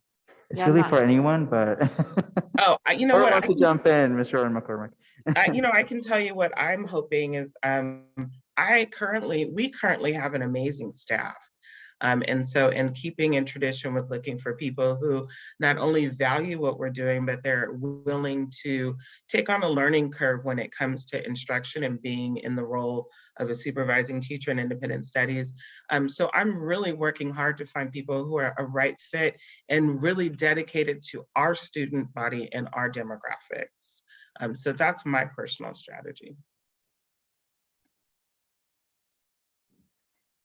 Thank you, Mr. McCormick. Anything else from HR side or Dr. Hurst? I mean, I think you mentioned it, trying to hire people and being creative about how we do that. So again, posting on different places, again, because it's more virtual, and just really trying to advertise and promote it. But yes, it has slowed down just because of the timing of the year and who's available. But we will continue to do those things. And actually, can I add something to that, Trustee Gonzalez? I also want to say that when I was given permission to hire teachers at I've been given a very wide area to look for teachers. So we do have some very talented people on staff who are not local. We felt it was really important that if there were people who could be in classrooms locally, that we weren't kind of taking from the immediate pool. So we have been given some freedom to meet people. We have some teachers coming from Southern California. We were able to bring back a teacher who was here with us from during distance learning and bring her to the staff. So that's been another thing that has been very helpful. Some of the flexibility that we're able to offer with distance in terms of where people live. Thank you for adding that. That was my last question. And thank you so much, Mr. McCormick and Ms. Ziegler, for being here. Trustee Rutherford? Yes, thank you. For the most recent materials pickup, was this a first materials pickup or was this a supplemental materials pickup?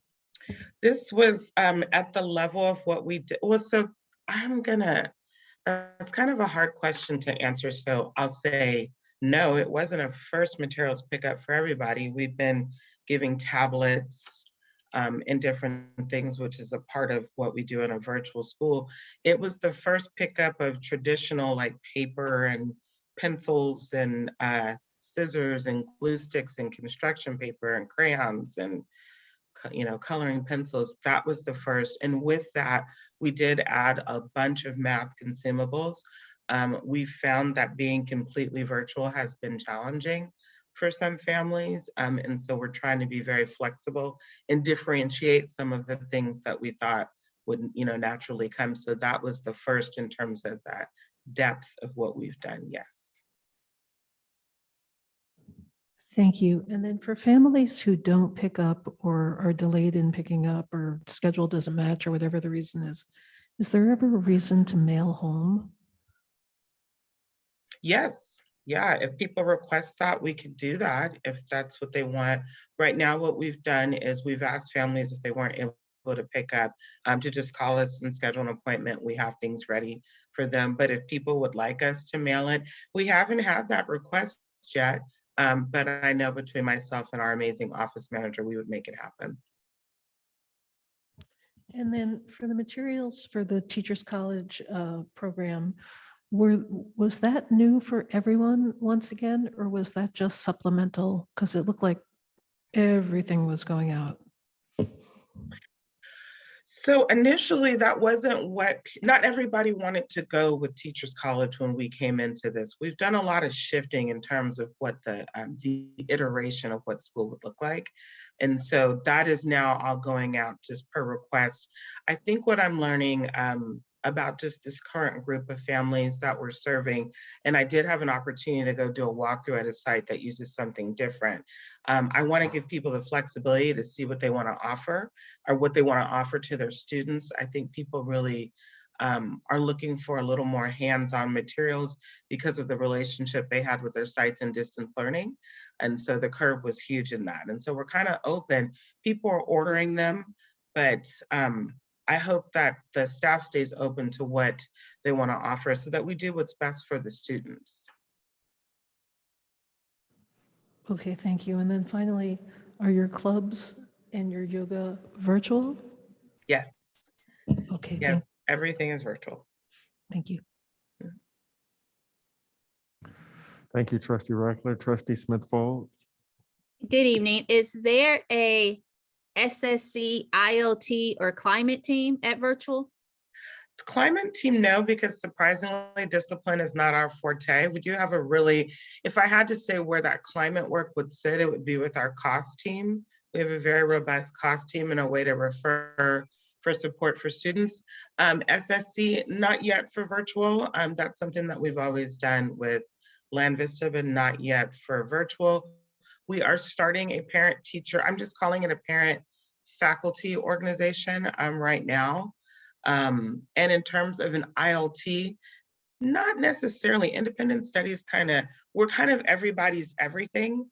And so when we meet, we do a lot of things in concert with each other. The teachers that have grade level partners do have collaboration time with each other, and the rest of us who don't, I'm really working to try to balance everybody so that they have opportunities to work with each other. Thank you for that. And then what are the current demographics of teachers, the teachers at virtual, not Land Vista, but virtual? Do you mean like their racial backgrounds? Right, like male, like do we have, how many males, how many females do we have? What's our racial? So you know what, I feel comfortable answering that question because I don't know how everybody identifies with their racial background. But currently right now we have 2 male teachers and the rest of the staff is female. Okay, and you have 19 staff, Ms. McCormick? You know what, so if that's including everybody, office manager, psychologists, additional staff, yes. Okay, and then have we talked to families about once January hits, are they going back because of the full vaccination mandate? This would be a conversation that happens with the 12 and above, 12-year-olds and above? Have I had this conversation with families? Or just you No. specifically or district level, have there's been a survey sent out saying, okay, was one of the reasons you came to Vista virtual because of whatever, COVID, not wanting to be with non-vaccinated students, whatever, non-vaccinated employees, whatever that case may be. Have we sent out any information saying now that this happens and implemented January the 3rd, does that change anything for you? Are you still wanting to retain your position or your spot at Vista Virtual, or are you considering going back to your homeschool? Just that kind of information. Are you asking that of me? Or Ms. Martin or Dr. Hurst, just to work with numbers, so we'll know where we are with numbers. Have we had those conversations with parents that are currently at Vista? We have not, but I was writing that down, Trustee Smith Folds, as the next steps for us to just talk with our Director of Communication about surveying. Thank you for that. And then my question is, when students disenroll from their homeschool and they go to Vista Land, they are still able to play sports at their school, at a school, right? Yeah. When students now post January 2022, when students come to Vista Land or Vista Virtual, are they still allowed to go back and play sports? Those non-vaccinated students, because Vista Land will still be for students who are vaccinated, but Vista Virtual will have some high school students or middle school students who are not vaccinated. Will those students be able to play sports at schools? So if I can jump in, what I heard earlier in the presentation about the vaccination mandate, and central office staff can correct me if I'm wrong, is that in general at any school, athletes and student activities will have to be vaccinated. Okay, thank you for that. That's all for now. Thank you. Thank you, Ms. McCormick. I appreciate it. Thank you, ma'am. Thank you, Mr. Sigler. Mr. Trujillo? Yes, thank you. I think this would be for Ms. Jordan McCormick. I believe Ms. Martin mentioned SEL Friday is going strong. Could one of you two elaborate on this a bit more? What sorts of events or activities are happening on Fridays? Yeah, we have our school psychologist teaches 2 classes. The first one's K-5, and it's all based on social emotional learning. And she has a support person with her. And then the second one is from 7 to 12.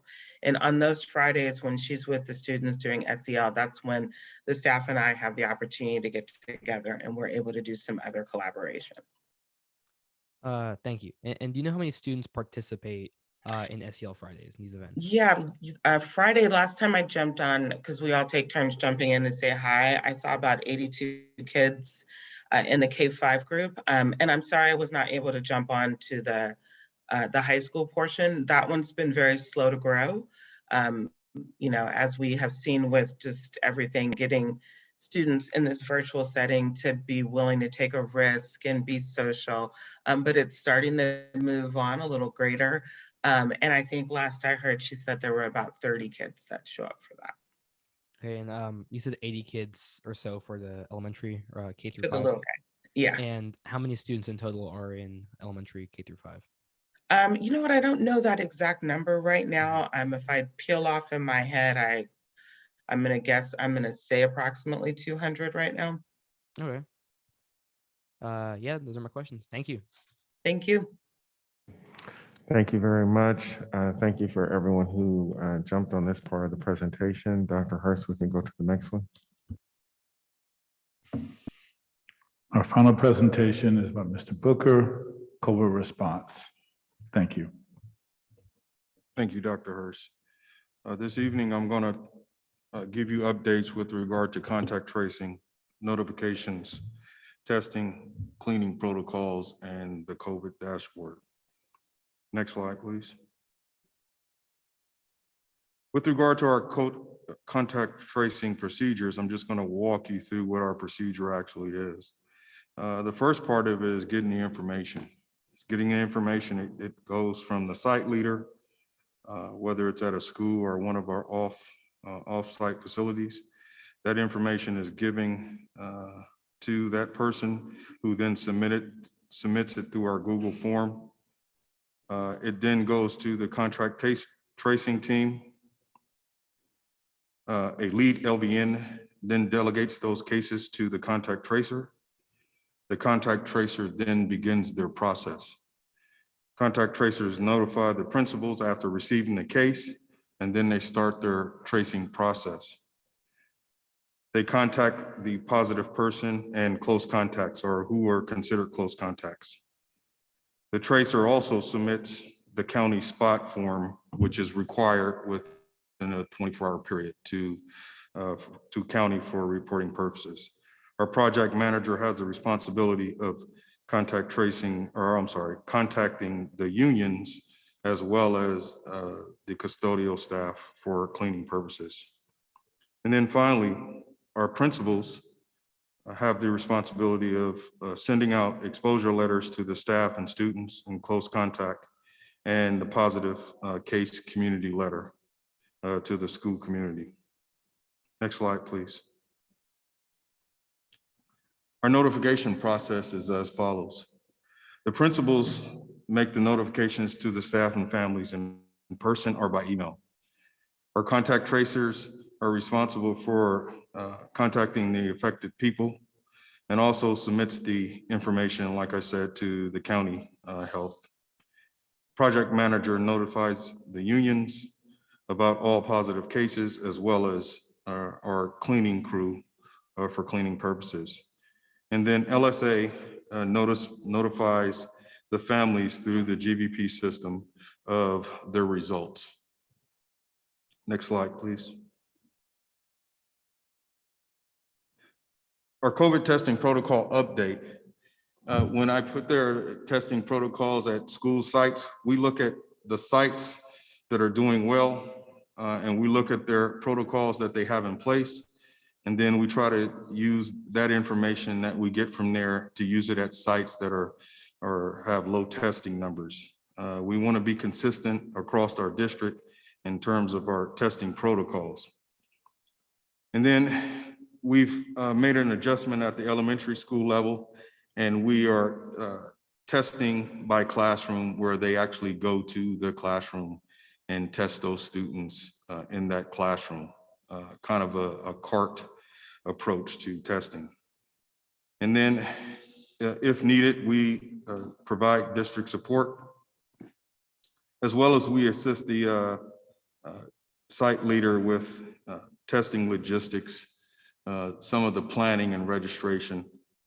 We also are, and I talked about this in an earlier meeting, we are also finalizing, tentatively, we have it scheduled for this Saturday, a registration fair, where we're going to help the schools that have low testing numbers. We have reached out to our labor partners to assist us with that, and they should be getting back to me shortly with the assistance that we need from the teachers. And then finally, we are having a COVID communications campaign for district and site level. So we already have this information on our district website, but we are making sure that our principals are going to put it on the school's website, as well as get this information out to their families. Next slide, please. The COVID cleaning protocols, and we look at what CDPH and CDC's guidance is. And so as far as our cleaning goes, if it's less than 24 hours have passed since the person who is sick is diagnosed with COVID-19, the space is cleaned and disinfected. If more than 24 hours, essentially it's the basic cleaning that we do. The link that we have put on here is the actual COVID protocols for our custodial staff, as well as some of the training that they get. And then finally, the COVID dashboard. Our numbers are I'd like to say that they're pretty close to accurate. It's pretty much the same way every week, where we have our testing that comes through, or I'm sorry, our information that comes through the principals. And then we get this information and confirm it by 3:30. If it's towards the end of the week, that information is, or I'm sorry, towards the end of the day, that information is put on the site the following day. And as you can see, we have graphs that show since we started school. And last slide. And so with that, I'll open it up to questions. Mr. Christian, for questions? Yeah, thank you. How are we doing with the dashboard? Is everything being reported from various school sites? As far as we are concerned, it is. We get the information from our contact tracers that are information that comes through the principals as far as their cases on their sites. Okay, thank you. That's it. Mr. Gonzalez. Thank you, President Phillips. Mr. Booker, thank you so much for your presentation. I'm not sure if this question is for you or for someone else from staff, but rain is supposed to start tomorrow. Actually, we just heard it. A lot of our schools rely on outdoor areas for lunch and other activities. Have we already communicated procedures or processes for to school sites that rely on outdoor areas for support? So we are surveying the school sites. every school site is different, as you know, and has different spaces that allow for indoor dining as well as outdoor dining that they've been using. So our staff tonight is making sure that all outdoor equipment is moved indoors. And we are asking for contingency plans from our principals to be sent in to us, so we know exactly their plan of whether they're going to eat in a classroom or rotate in and out of the cafeteria space. So we keep our distance. Thank you, Mr. Freeze. My second question is probably for you as well. Are sites able to request different size of masks? And if so, who should they contact to make that request? So it actually goes to the warehouse, but we do have different size masks in the warehouse, and they can order directly off the warehouse order form. For those sites that we are having questions, we are shipping out masks of different sizes to the sites to make sure that they have that for distribution. Wonderful. Thank you so much. That was my last question. Thank you very much, sir. Mrs. Reckler? Yes, thank you. Thank you for the presentation. So if I understood correctly, last week or 2 weeks ago, it was announced that students, once they registered with LSA, they would no longer have to make an appointment to come in and get tested. Is that correct? Not exactly. So if you had registered prior to the 23rd of last month, you had to go back to the site and register for one last appointment, as well as sign the updated consent form. Anything that was registered after the 26th does not require a appointment.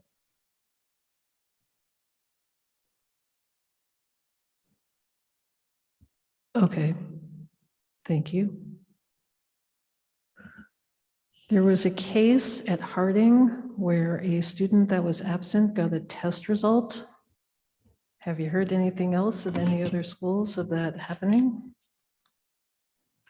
And what might be the resolution?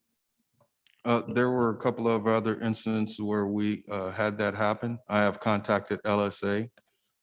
There seems to be a glitch in their system that they have since fixed. But there were some issues, only a few, but there were some issues with people that hadn't tested getting test results. Will LSA continue to bill families or can that stop? LSA is not billing any family. We have sent out a communication to those families if they are being billed. We also sent a letter that LSA sent out that explains the process. For example, if you have Blue Cross sends you a check, and then that check should go to the company. But if you are being billed, it's not coming from LSA. I know that we had some previous issues with our previous company on billing, and there is a remedy for that we have posted on our website.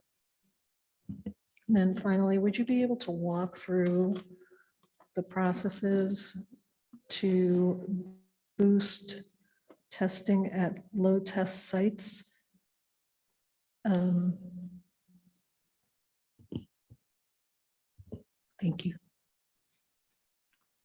So like I stated earlier, we are looking at doing a registration fair where we will have LSA as well as some of our teachers assist with that process, that will walk families through the actual registration process, help them get registered. We have posted that on our website in terms of how to go through the registration process. We are, as part of our campaign, going to send out additional information to those schools that they should be sending out to their community families that will help them with that registration process. And the reason why I say we're focusing on those low number schools is because we obviously want to get their numbers up. There are some schools that are doing really well in terms of registration and testing. We are looking at those models and their protocols and seeing what they've done in terms of getting the information out. And we're going to duplicate that at our sites that are low testing schools. Okay, thank you. Thank you, ma'am. Mrs. Smith Folds? How many current custodial vacancies do we have in the district? I do not have that number for our department, but we can get that back to you. When we are talking about kids being watched in the classrooms to eat lunch, who will do that? Because teachers have duty-free lunches.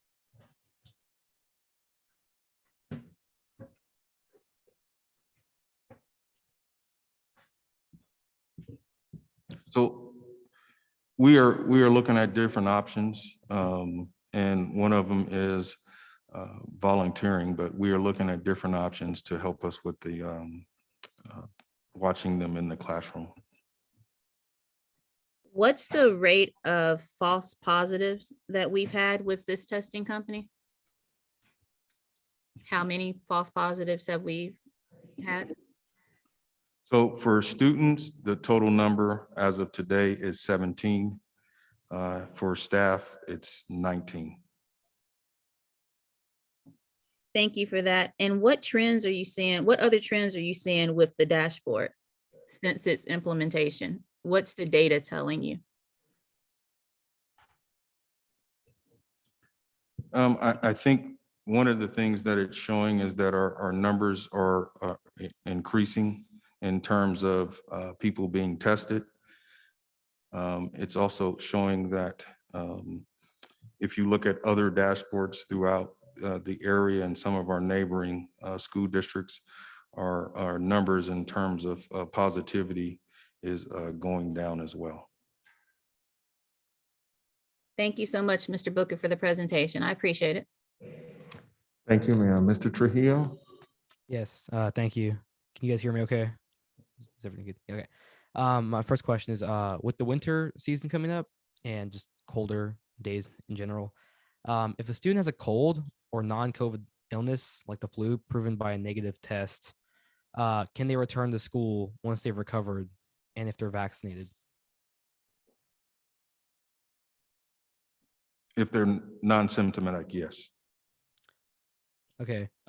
Does it have to be a specific kind of test, or can it be rapid test, PCR test, whichever one?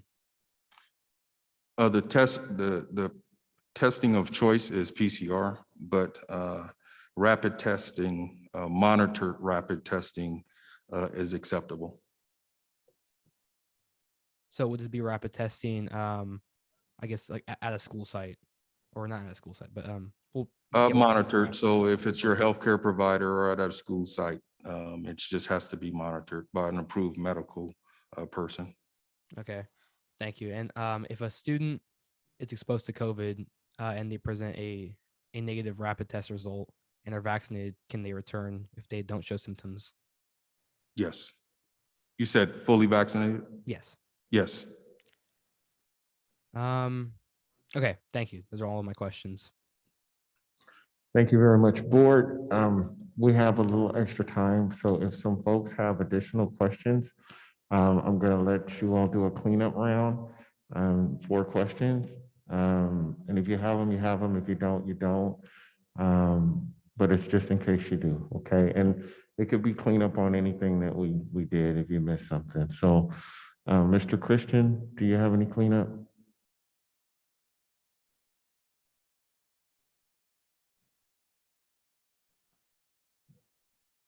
Okay, no for Mr. Christian. Mr. Gonzalez-Hoy, any? Thank you. I don't have any more questions. Reckler, any? Yeah, I do. I was wondering if there had been any more thought given to boosters or the tracking of boosters or having to receive boosters. Shots, that is.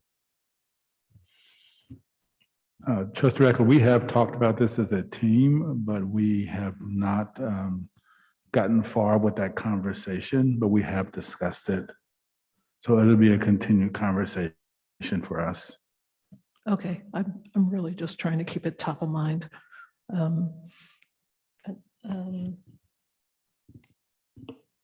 I did have another question will there be a process for, or a spot check for verifying real vaccine cards versus fake? Yes. We'll have care go, we'll have the Maxim medical assistants go back in and strategically check vaccination cards once we get through the first verification. Okay, thank you. That's it. Trustee Smith Folds, you have any cleanup? I do. Can you please go into more detail about the badges? You said that there are going to be badges that indicate that teachers or staff are fully vaccinated.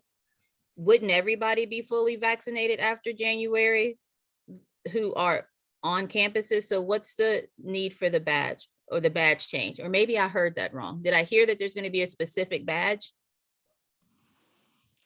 Trustee Smith Folds, the badges will be for those who are volunteers, and those will come out of the Family and Community Engagement Office. Those are only for volunteers, not for staff. So volunteers will have a different badge indicating that they have been vaccinated. Okay, thank you That's for correct. that. I had a question. Thank you so much for that one. And then I had a question about, is there a counselor for Vista Virtual? Not Land Vista, but is there a counselor for Vista Virtual?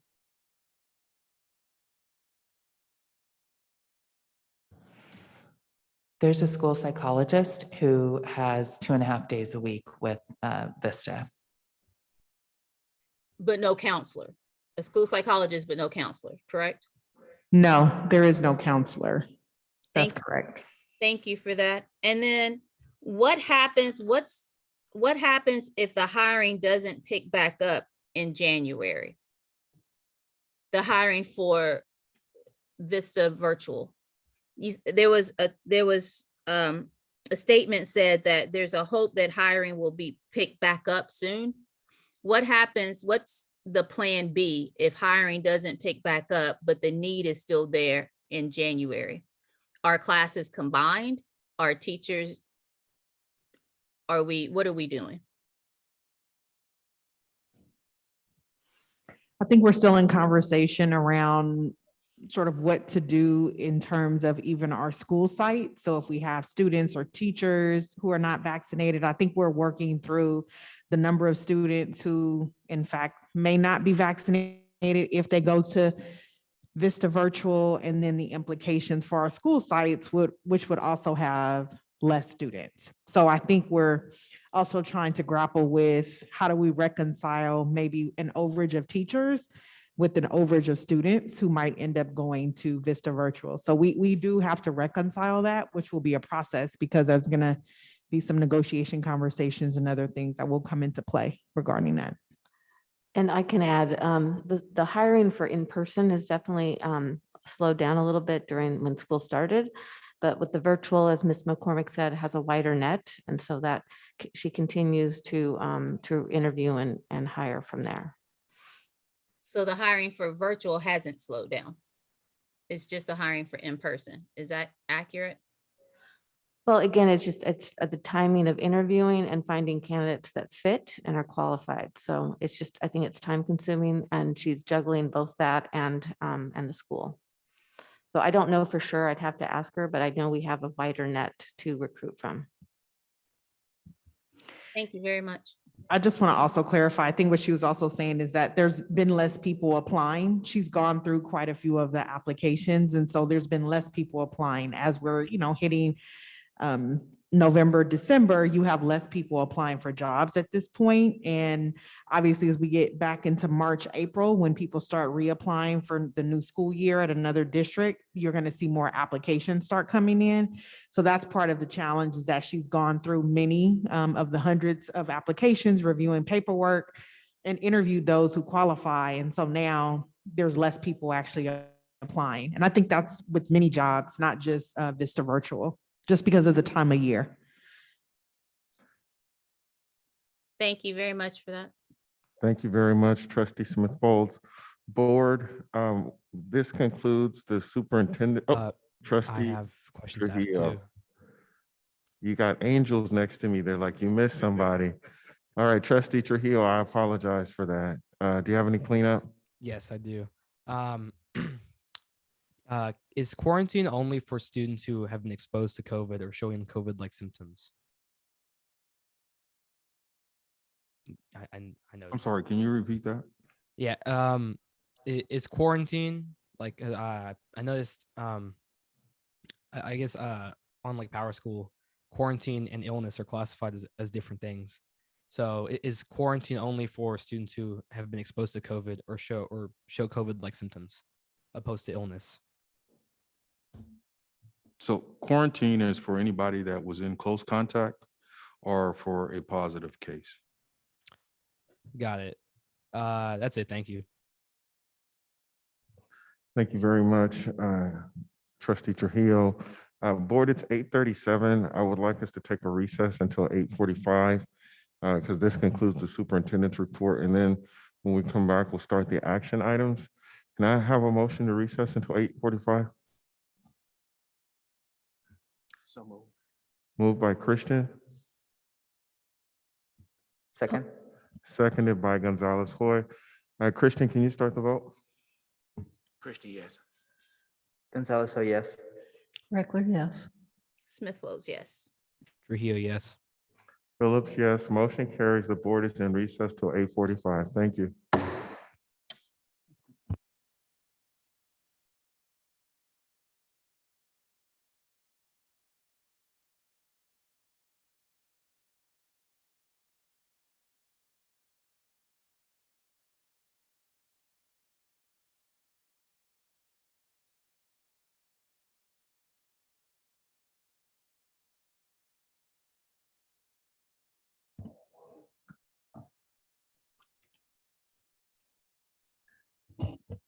The board is reconvening after a brief recess. We are now in our action items. The first action item is E1, Williams lawsuit complaints quarterly report. So while they're bringing up the.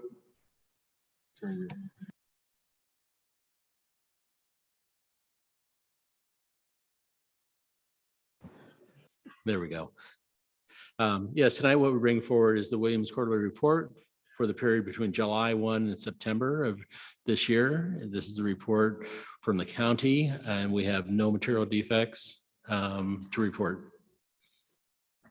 Thank you very much, board. Starting with Mr. Christian, are there any questions? No questions. No questions, thank you.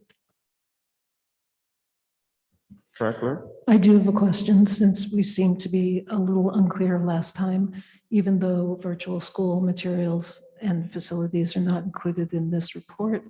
What are the requirements for physical materials for a virtual school?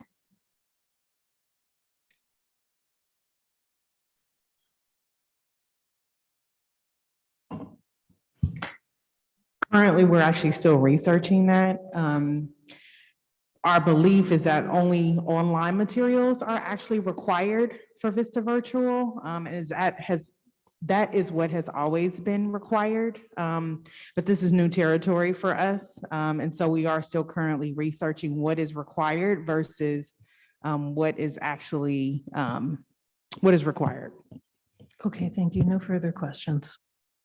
Smith Folds? Along those lines, does the county know what's required? Because they signed off on this. So do they have a clear understanding of what's required?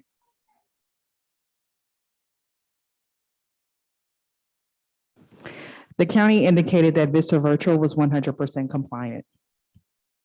Okay, so the county is saying that they're 100% compliant. So do we base our kind of standard off of what they're saying, or are we still doing independent research to make sure?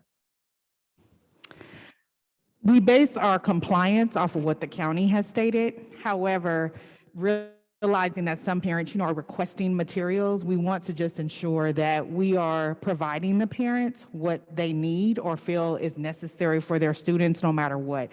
So in terms of compliance, I would say that we are compliant in terms of the county guidelines. Because they were able to see that all those materials were actually available online. So if you look at the materials list spreadsheet that's on my PowerPoint, it shows that all of the print materials that are adopted are actually accessible online. There's actually no way for the county actually to also assess Because when you go in to do Williams, you're actually counting the books on the student's desk. There's also no way to indicate if in fact students are not in person, students are online. So the requirement is that the material is accessible online. However, because we want to ensure that parents have the materials that they need, we're also doing further research on that as well. Thank you for that. And then from now on, the standard of the district is we want to make sure that parents also have materials in their hand. So for our own standard of excellence, we're saying parents need to be able to have access with materials in their hands or be able to have a process from which they request that. That's correct. Okay, thank you for that.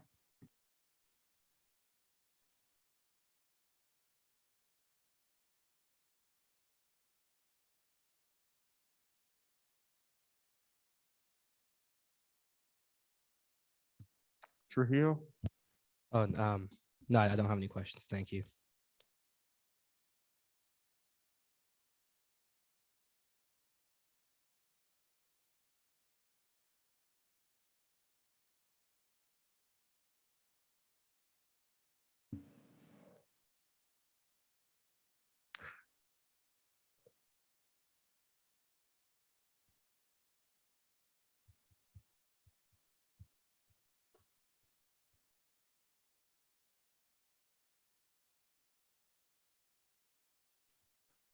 I will send my questions to the superintendent offline. Can I have a motion to receive this report? So moved, President Phillips. Now a second. Second. It's been moved by Gonzalez Hoy, seconded by Christian. Board. Any discussion? I see one hand. Any more? Okay. Smith Folds? I think for me, one of the things that still make me uneasy is because we're still researching. I'm glad that we're researching. I think that that's what needs to happen so that we can ensure that we're delivering the standard of excellence. So I applaud the fact that we're trying to figure it out.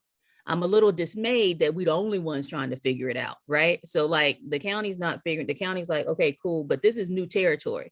So we're setting a district standard that I appreciate because it's going to be high because we're getting the answers and researching, but the county is the one that signed off on this. So for me, again, it gives me a little bit of apprehension because we still don't know, right? We still don't have a firm answer yet because of the research that the district is trying to do.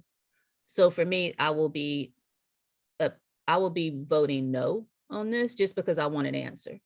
I'm just looking forward to us having an answer and having a firm standard. Thank you, colleague.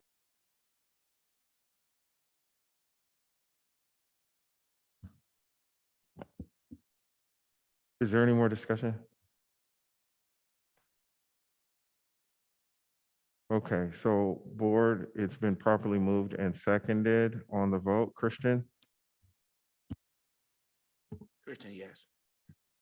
Gonzalez, Hoy, yes. Reckler, yes. Smith Folds, again, I'm only voting no because I want us to have clarification. I think that we all deserve that clarification. And if the county's not giving it to us, I'll wait till we have it for ourselves. Smith Folds, no. I abstain. Phillips, yes, motion carries. The next item is C10, which was pulled from the consent calendar. It's new job description, human resources analyst. This item was pulled by Trustee Smith Folds. So Trustee Smith Folds, I'm going to give you the floor to say what you need to say. And then if we need to bring in staff for questions, we'll do that, okay? So the reason I pulled this item is because we're hearing from the equity audit tomorrow about human resources specifically and about business services.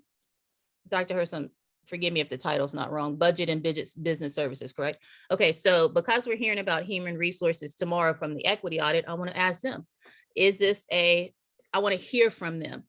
Is this a job description or job that we need to implement? What's the impact of it? What will the result of it be? What are they looking for? How are they doing it? We haven't heard from them. So for me, it seems like we're jumping the gun. We're saying yes to something or we're voting on something that the equity audit may not tell us that we need.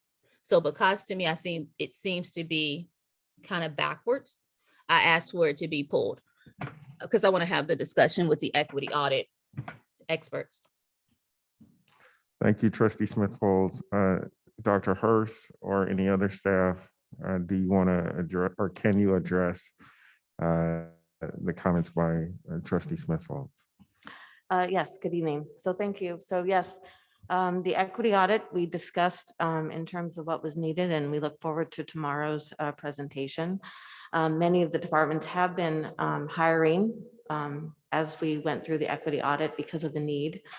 For the past 2 years, we have seen the gaps in HR. We have lived them. We have been very reactive versus proactive.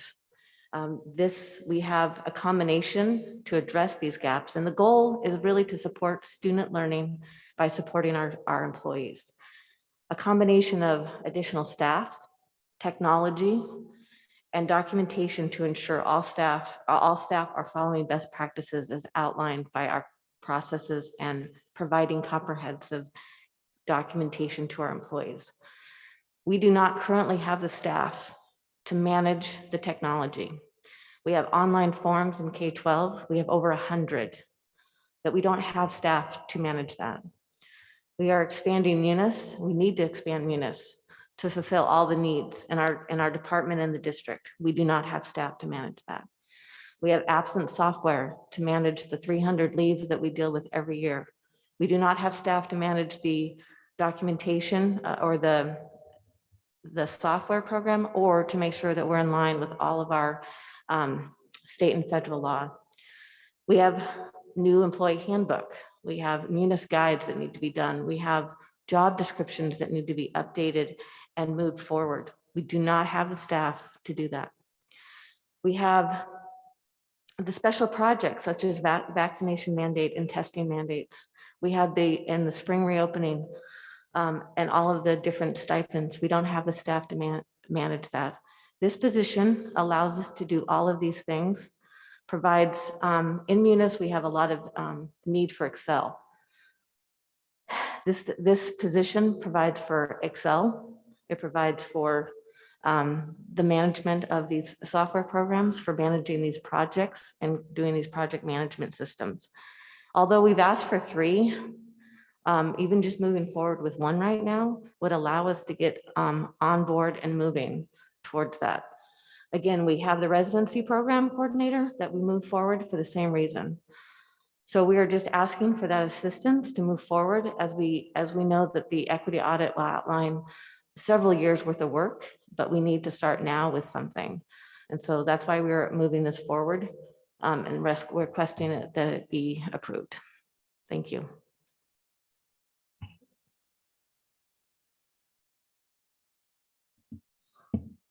Okay, so there was the presentation, and I think that the question was answered. Board members, are there any other questions that you have for staff on this particular item? We're going to start in order. Trustee Smith Folds went first just because she pulled the item. Mr. Christian, do you have any questions on this item? No, I don't. Mr. Phillips, may I have a point of order, please? Yes. I didn't actually ask my questions that I had. I just explained why I pulled it. So if I could be put back into the queue to ask my questions around it, I would appreciate it. I'm not taking you out of the queue. I'm just going in the order that we've been going in tonight. Thank you. No problem, ma'am. Gonzalez Hoy, I don't have any questions. Thank you. Reckler, I don't have any questions. Thank you. Smith Folds, questions?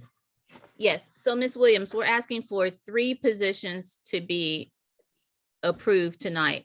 But those 3 positions, are they human resource analysts, technicians? Can you tell me a little bit more about are they going to be processing the paperwork? Are they going to be processing fingerprints? Are they HR techs? Or are they upper management? They're not HR techs, nor are they directors. They're an in-between. And again, one of the things we noticed with some of the bigger districts is there's multiple layers of positions and that we lack. So these are that are independently working on projects, project management skills, pulling data, auditing data, so that we can be more proactive in catching things. They're not processing employees per se at all, and they're not doing the work of the HR technicians that we have, but they're supporting them with the software programs that we have. They're creating policy processes, they're creating documentation that's needed to make sure that we can to move forward in all of the work that needs to be done. And are there people currently doing that position now in central office? No, and that is the problem. We don't have anybody filling those roles. So there's nobody, so there's no, that work is now not getting, that work currently is not getting done. The projects, everything that you just told me, that's currently not getting done because there's no one to fill that role. Well, currently, like I manage the 100 informed K-12 documents. I manage a lot of things that should be done by a different position. And we're just limping through on some of this. We're not addressing, like the new employee handbook. We're not addressing all the job descriptions that need to be updated. We're not addressing a lot of these things. So yes, some of them it's not getting done, and some of it is just getting done just barely. Was there a desk audit done in 2019? Yes, I believe so. Yep. Did the desk audit in 2019 play out that this is a position that needed to come forward to help fill out any gaps in HR? The desk audit was based on the HR technician job, not on this job. So it didn't highlight, it didn't flag anything that we're talking about now. No, I mean, again, the gap is at this level in this work. So the technology, we know that we need to be more efficient and effective, and technology is one of those aspects of doing it. And in our department, we have the subsystem, we have absence software, we have the HR Immunization system, and we have the leave system. And again, we're not really able to manage those things as well and use those to the best of our, the best efficient way, because we don't have somebody that really can focus on those things. Will the equity audit tomorrow highlight this as a need? Yes, I mean, after reviewing the presentation, there's a lot of that in there about things not being documented, processes not being documented. And so you see that there are different things are being done differently, and we need to figure out a way to make it done uniformly and do more audits. We have a lot of data that we hold, and we need to make sure we're auditing that and resolving issues. Trustee Smith-Folds, we actually need to go to the next trustee. Thank you, Ms. Williams. I will send further questions through email to you and to Dr. Hurst, because I still have more questions around this item. Thank you. Mr. Trujillo, do you have any questions? I do not have any questions. Thank you. Mr. Gonzalez-Hoy? Thank you. Ms. Williams, tonight we're just approving the job description, correct? Not the 3 positions? Correct. We put the cost in for 3 positions, but again, we can start with just 1. Okay, and if there are 3 applicants, they would come back to the board for approval. Okay, thank you. Okay, can I have a motion to approve this job description? I'll move it. Okay, it's been moved by Reckler. Can I have a second to approve this job description? Okay, it's been moved by Reckler. It's been seconded by Christian. Board, any discussion? Okay, I see one hand for discussion. Smith-Folds? I think for me, one of the reasons why I have a hesitancy around this is because I really do want to hear from the audit. We have invested in the equity audit. I want to hear their suggestions. I want to hear what they found to be these gaps that we're talking about, Ms. Williams, and what they found to then be the solutions for these gaps. I know that we're approving job descriptions, like just the job description right now, but again, I want to hear from the equity audit about are we even is a job description, what we're actually needing to fill the gaps that they are finding. So for me, more information is better, especially if we're going to have the equity audit come to us in 24 hours. We're literally going to hear from them tomorrow where we can ask them questions. I'm not necessarily opposed to saying yes to having the job descriptions. I think I'm opposed to saying it before I hear from the people that we hired to give us the information about literally what we're talking about now. That's it. Thank you very much. I just want to say a couple of things about the item if there are no other people who want discussion. Are there any other board members that want discussion? Okay, so I just want to say very quickly that one, we are not hiring anybody right now. We are just approving a job description. Two, although the individual trustees have not seen, including myself, the findings from the audit, staff members, including the superintendent, have spoke to folks from the audit. And Dr. Hurst has also said that he would not be filling any of these positions until such time that he has received or until after the equity audit. So there's not really anything, in my opinion, to worry about. So that said, Mr. Christian, can you please start the vote?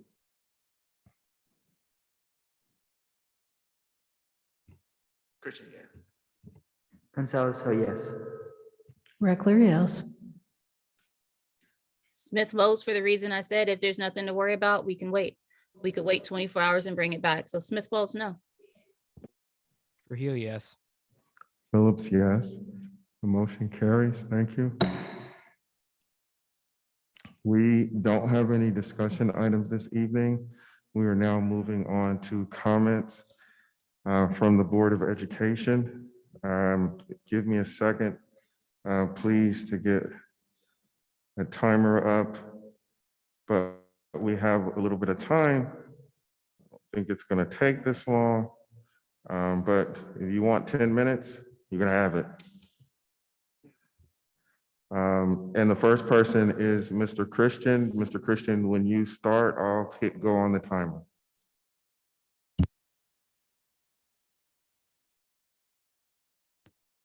All right. Just like to say, to the staff, thank everyone for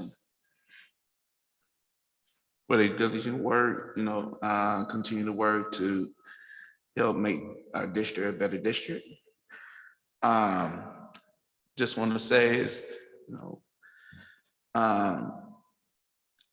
we have a journey and to accomplish a lot of things, and so that's what we're here to do, is to make things better. And I don't have too much to say tonight. I'm just a little tired. Thank you. Thank you very much, sir. Mr. Gonzalez-Hoy.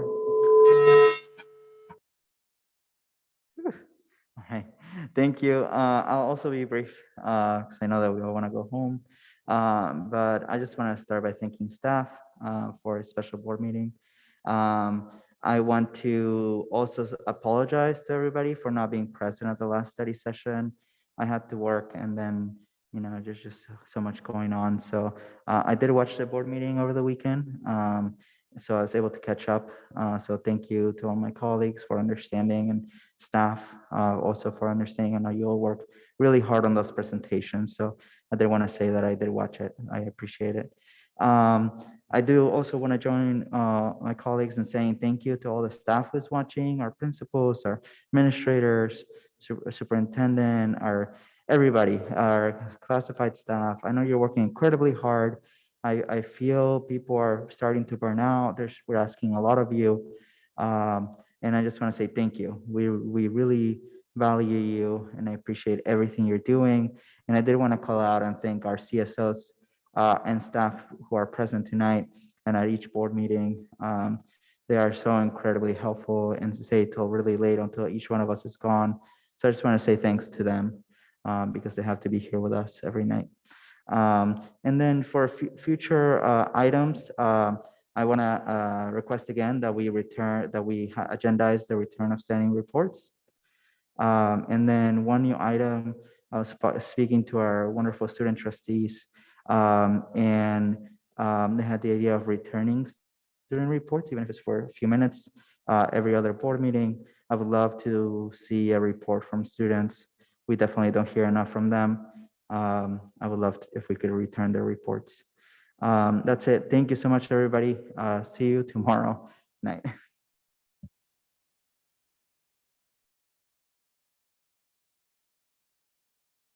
Two minutes. That was it. 2 minutes.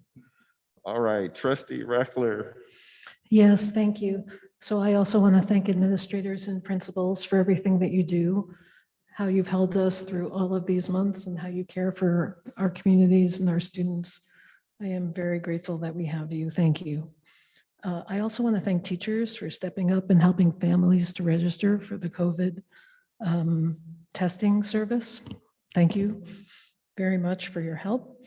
Mr. R. Phillips, that one over there, I would like to help you with the FAQ, so I'm going to be sending you a few ideas. I want to encourage staff or Dr. Hurst to be very proactive about who might be disenrolling from regular in-person school and going to the online school. I don't think much time can wait, even if it's a Google form of people, so that you can plan properly. You have a full wait list, and you may have additional students coming, could be a couple of hundred, who knows? So I think that acting on that quickly is important. I also, Trustee Smith Folds reminded me of something that I missed. And so I do want to point out, though, in the equity audit, even though we approved a risk manager position, the equity audit is suggesting that goes to HR. So it was approved for business services. So the board might need to listen and circle back at a later time. And I'm sorry, I forgot that.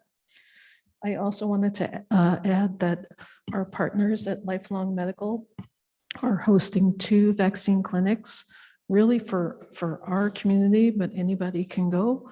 Saturday, October 30th, 9 to 1 at William Jacobs Health Center on 150 Harbor Way in Richmond, and Saturday, November 6th, 9 to 1, Brookside, San Pablo, 2023 Valley Road in San Pablo, and I'll drop those flyers into the chat.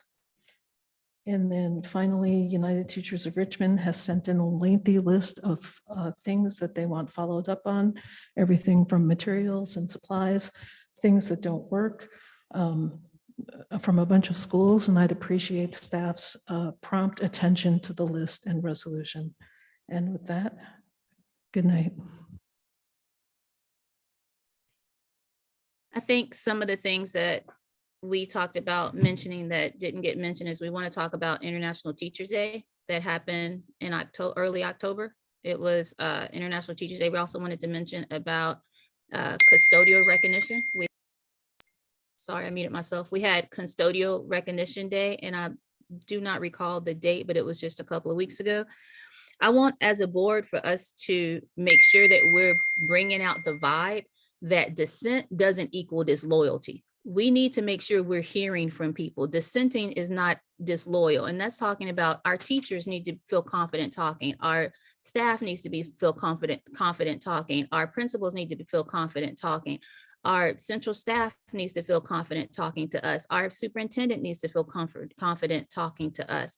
We have to hear dissenting voices. We have to be able to have full-fledged, in-depth conversations. That means that we have to have everybody at the table. It's not disloyal to have a dissenting voice in the room. It makes us stronger, not weaker. I think that we need to continue to choose to align ourselves and associate ourselves with the community at large. It's not polar to say that we don't want to hear from, it's only polarizing to say we don't want to hear from the community. We can only deny, but we can't escape the accountability for our decisions as a board. We can deny them, but we can't escape them. The board shouldn't have to bring the humanity to the table, but we certainly should not deny the humanity when it's not brought to the table. We have to be the voice for all of our employees. We have to be the voice for all of the people who trust us here every single day. We have one employee, I understand that, that's Dr. Hurst, but we serve so many more people. We serve the teachers, we serve the admin, we serve the community, we serve the CBOs, we serve the students in this district. We have one employee, but we serve so many more. So we have to keep ourselves very focused in both and. We are always sitting in both and. There's a level of respect that we should hold each other to. There's a level of respect that we need to make sure that we're holding all staff members to. There's a level of respect and response to be paramount around our policies and our procedures and our behaviors. I believe that the board must be a mirror and a shadow. I believe a mirror will always tell the truth, and I think a shadow will never leave. We have to continue to say we will stand. We will stand with our community. We will stand with our teachers. We will stand with our students. We will stand with our parents. We will stand with our superintendent. We will stand together as a community. I think that's the only way we're getting through. I think one of the things that we're all at every level are so tired because we're not standing together. I think we need to find those points of agreement and stand in that. And we need to work in those points of agreement and hope that they continue to multiply when we start standing together in what we can agree on. I think we need to have those conversations with the agenda items, which I believe are critically, that things that we have to critically talk about. I think that we should talk about a parliamentarian. I think we need to really have that discussion. I think that we need to talk about adult school. We have to talk about every part and function of adult school. I think we need to talk about trade school opportunities. I think that we need to start having the discussion around period poverty. I think we need to have the discussion around bringing back standing reports. I think that we have to have the discussion around the dress code. I think we have to have discussions around numerical literacy and overall literacy gaps and strategies in our district. I think we have to have a conversation, and I'm waiting to see our equity statement and how we are enforcing that equity statement. I think we still need to have a conversation about public comment. We still need to have a meeting to where we are revising the bylaws and looking at the governance handbook. We need to have a specific conversation around preschool and the TK aids. We need to have a conversation around transition program inclusion. This goes directly to what we were talking about the nutritional proclamation that we got in. We need to make sure that all of our students are having the proper nutrition and getting fed, and that includes our transition students. They are being fed, but it includes the options of the choices of food that they have. I think we need to continue to have a conversation about virtual school. The closer we get to a deadline, the more questions that we're going to have about the implementation of what virtual school is going to look like. I think we need to have the conversation about remote working and how I was curious to hear today about how that is a conversation that's starting. I would like to have a report and an update on that conversation that's starting around remote working.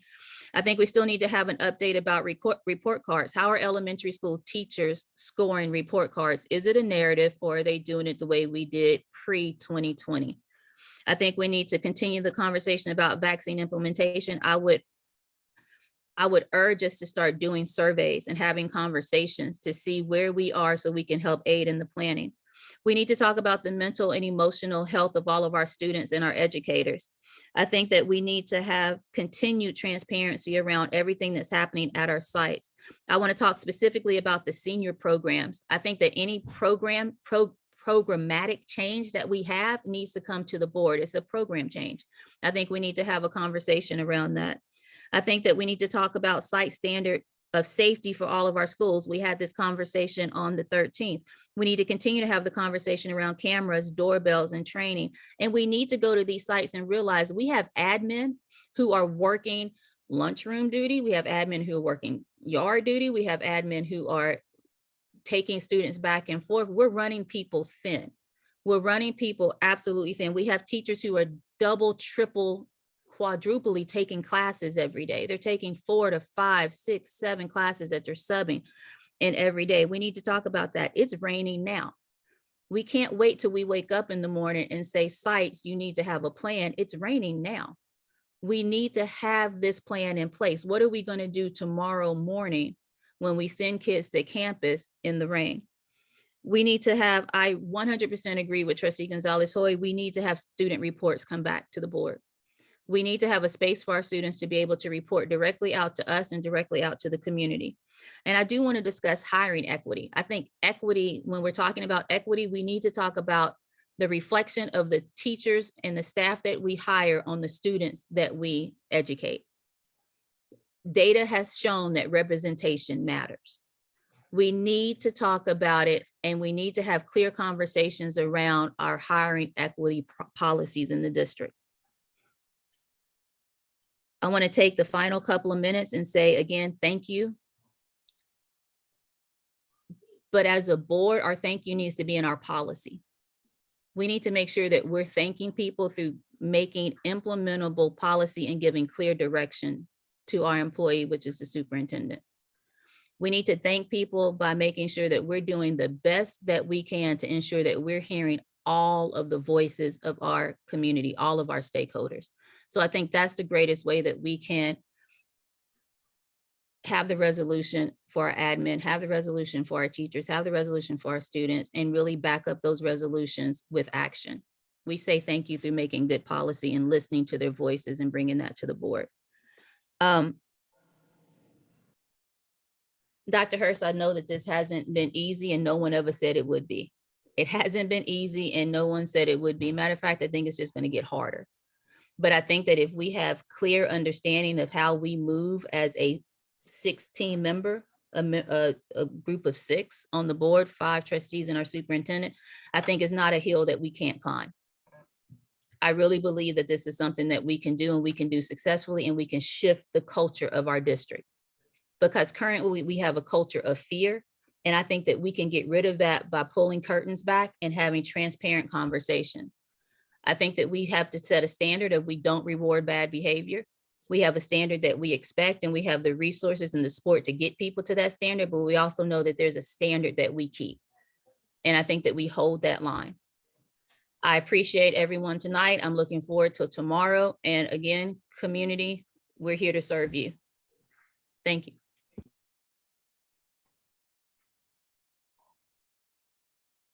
Mr. Trujillo? Thank you. I don't have too much to say, but well, first I'd like to say thank you to everyone, staff, as usual. It's a very difficult time right now. I mean, it's always a difficult time in this district, but especially right now. So thank you to those working hard to ensure that you know, we get to go to school. First thing I'd like to say is that I would just like quarantine guidelines to be more clear. I've just heard different things from different people. I know people who've gone on quarantine and then they just simply presented a negative test result and they could just go back. I know people who couldn't go back because maybe they weren't vaccinated. I don't even know. I'm not going to get too into it. But it's just, I've just heard different things. I just want to make sure that schools are just clear on sending students to quarantine and when they can come back with negative test results, what kind of tests, and just vaccination status, all that. I would also like special board meetings to be announced, I guess, more ahead of time and not, you know, 1 day before, 2 days before, if possible. I apologize for last time. I couldn't come to the study session either because it was very last minute for me. I already had something else planned that day. And also I apologize for not having my camera on either. I've having technical issues. I'm not sure, but it's just my computer's not picking up my camera and it's just being weird right now. I'll figure it out hopefully by next meeting. I would like to see student trustee standing reports come back. I know this was a thing, so I'm not, I mean, it was a thing. I'm not sure why it's not anymore. All of a sudden, it was always a thing. It seemed, I remember watching board meetings and the student trustees would have a chance to go over student data that they've collected from schools. And it's just all of a sudden not a thing. It's kind of, it seems like I don't understand why it wouldn't be a thing is student voice all of a sudden not important and it was before, or maybe it's just not being considered as much. I find that kind of, I guess, offensive as a student, because why get rid of them at all? It just makes no sense. So I would like to see work done to bring back student trustee senior reports. They don't have to take that long. I mean, look at this meeting right now. We are already, it's only 9:25. There's time. There is time. And yeah, I mean, I guess that's all I have to say right now. I wish I could have gone in person, but I'm trying my best to attend virtually. As you guys can see, it's not working very well. But I'm here, and I will do my best to make it to board meetings, even if they are very last minute. I find out about them. I will try my best to make it. Yeah, that's all I have to say. Thank you, and I hope you guys have a great night. Thank you.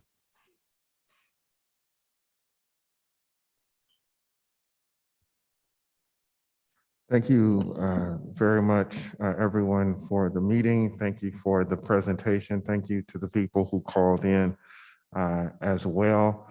I do want to reiterate something that I said very early in this meeting regarding the senior program. We do not need to bring the senior program here for discussion. We do appreciate Jeff Carr very much for the work that he does, but he made a unilateral decision, and he is not the final decision maker on that issue. The superintendent is investigating that right now, and if he sees fit, meaning the superintendent, to make a change in that program, he will make a recommendation to the board. So unless there is a recommendation that he has to change something, we won't have a discussion, because he's not, unless he makes a recommendation, if that makes sense. There are a lot of things that happen in this district. It's a very large district. Things pop up all the time. And sometimes they're small fires, sometimes they're big fires. But everything or every fire does not necessarily have to be addressed at this level. So once again, for the folks who are concerned about the senior program, the superintendent is investigating it. If he feels that a change needs to be made, he will make a recommendation to the board. And at that time, if he does that, there will be a public discussion. But until that time comes,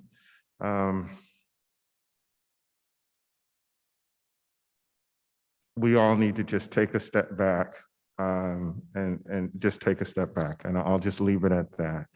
I know that this is a very important issue to people, and I'm not trying to downplay it at all. I'm just trying to give you some additional perspective. Again, if there is going to be a change, the superintendent will make a recommendation to the board, which means we will have a public meeting and discuss it. It has not gotten to that point. So with that, I do want to again say thank you to everybody who is working out there and who is working extremely hard, sometimes not under the best supports or the best conditions. And I think that there are some systemic problems. I know that there are some systemic problems in public education. And this pandemic has really exacerbated those problems.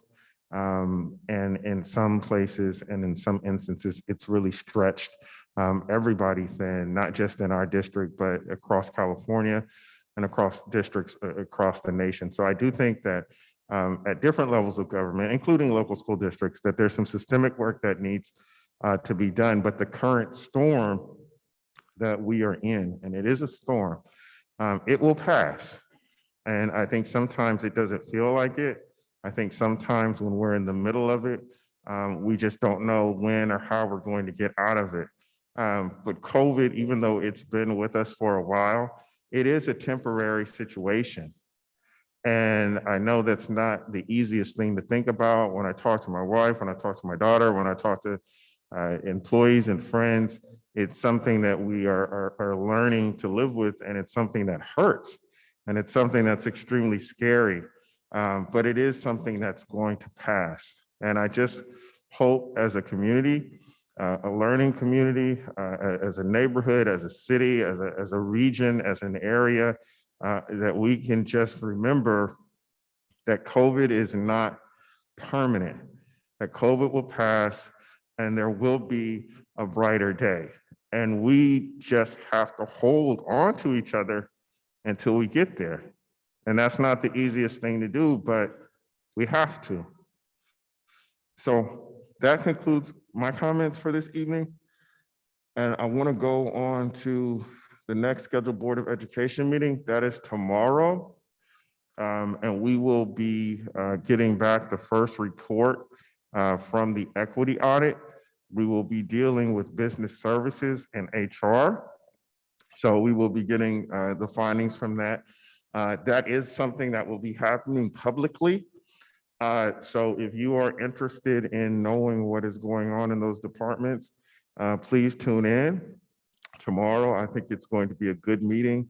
I think it's going to be an educational meeting, and it is a very big step forward in our organization regarding the identification of gaps and filling gaps so we could deliver services better to our community. This is part of the growth and the transformational change that Dr. Hurst is leading with his team. So that's tomorrow at 6:30 for open session. And with that, I'd like to adjourn the meeting. Thank you, everybody, for coming and participating. Good night.